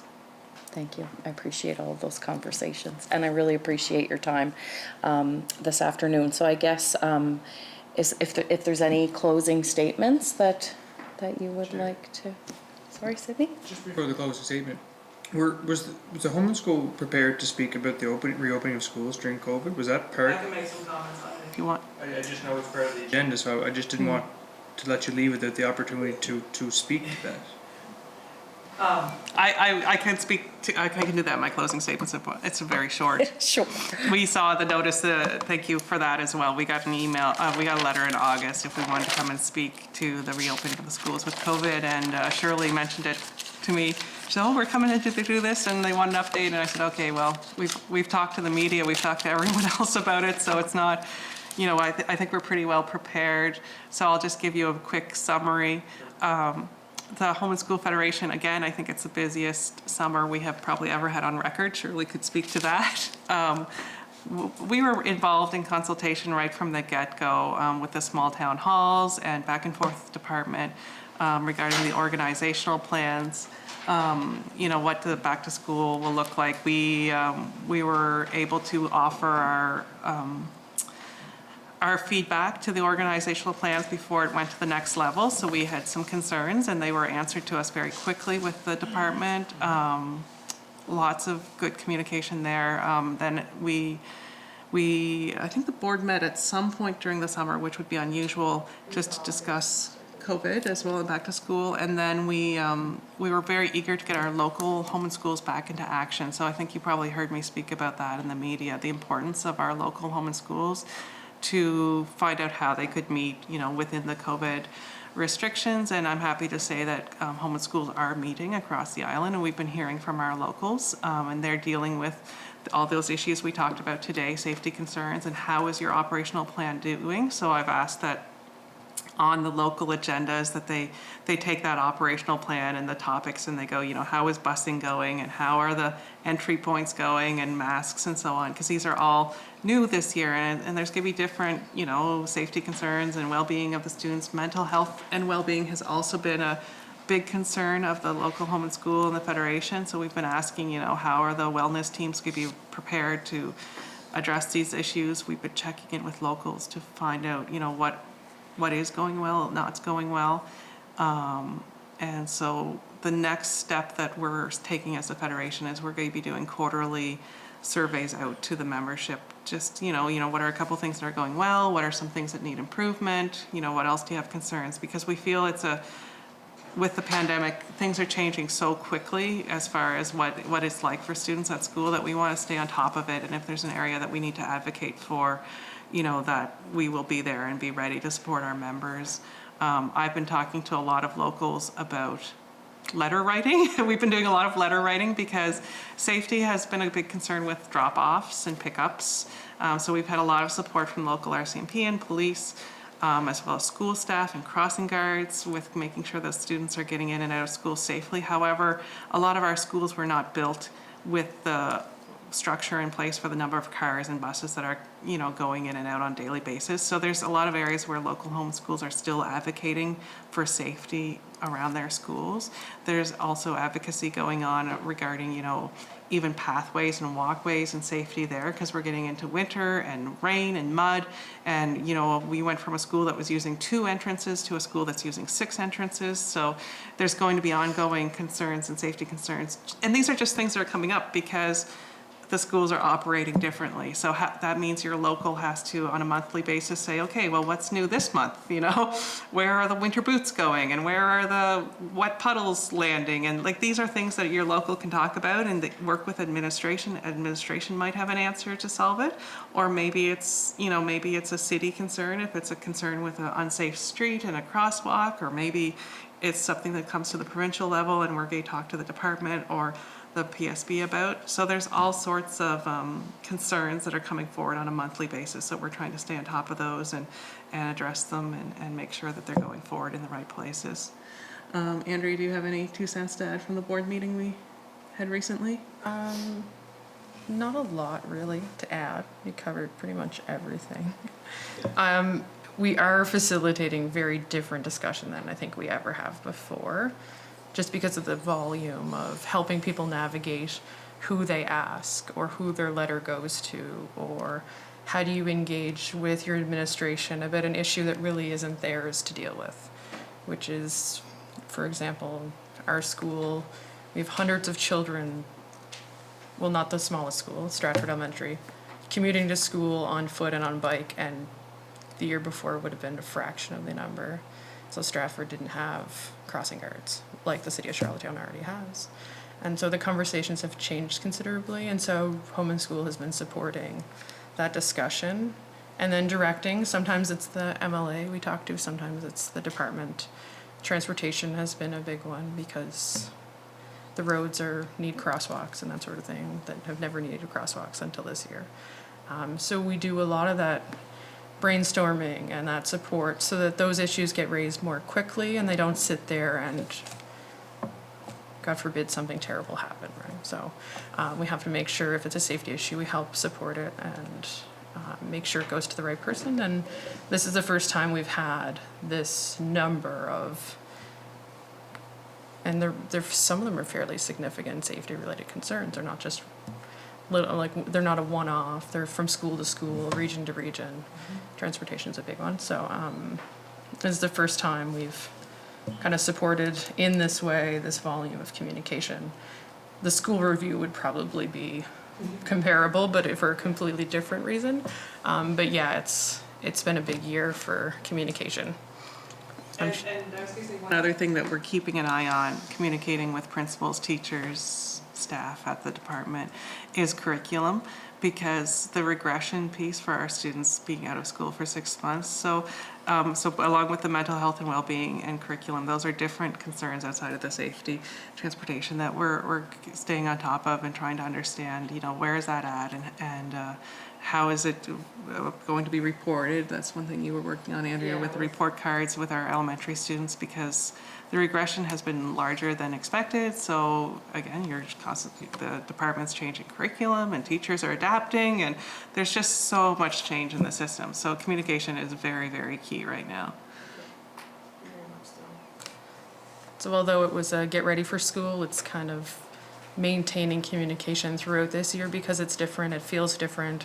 There's so many things about it that will be different. And report cards and parent teachers, when those things all happen, we'll be there too to answer those questions again, because we were involved in discussions on what the report card could look like, especially for the grades 1 to 6, which is now 1 to 3. They made a few changes, but we'll be there for those parents that are concerned, those parents that need that extra conversation, because as much as they could have the conversations with their teachers, sometimes they want to bounce an idea off. They want to have a discussion about, am I overreacting? And those are the things that we do all the time. We have those little discussions and then we share our stories and we decide how we're going to handle it. And that's our support piece. Awesome. Thank you so much for coming in today. It was Thanks for having us. very informative and kind of a missing piece to some of the work that we were doing. So very much appreciated. All right. Can I get a motion to adjourn? Heath, thank you very much.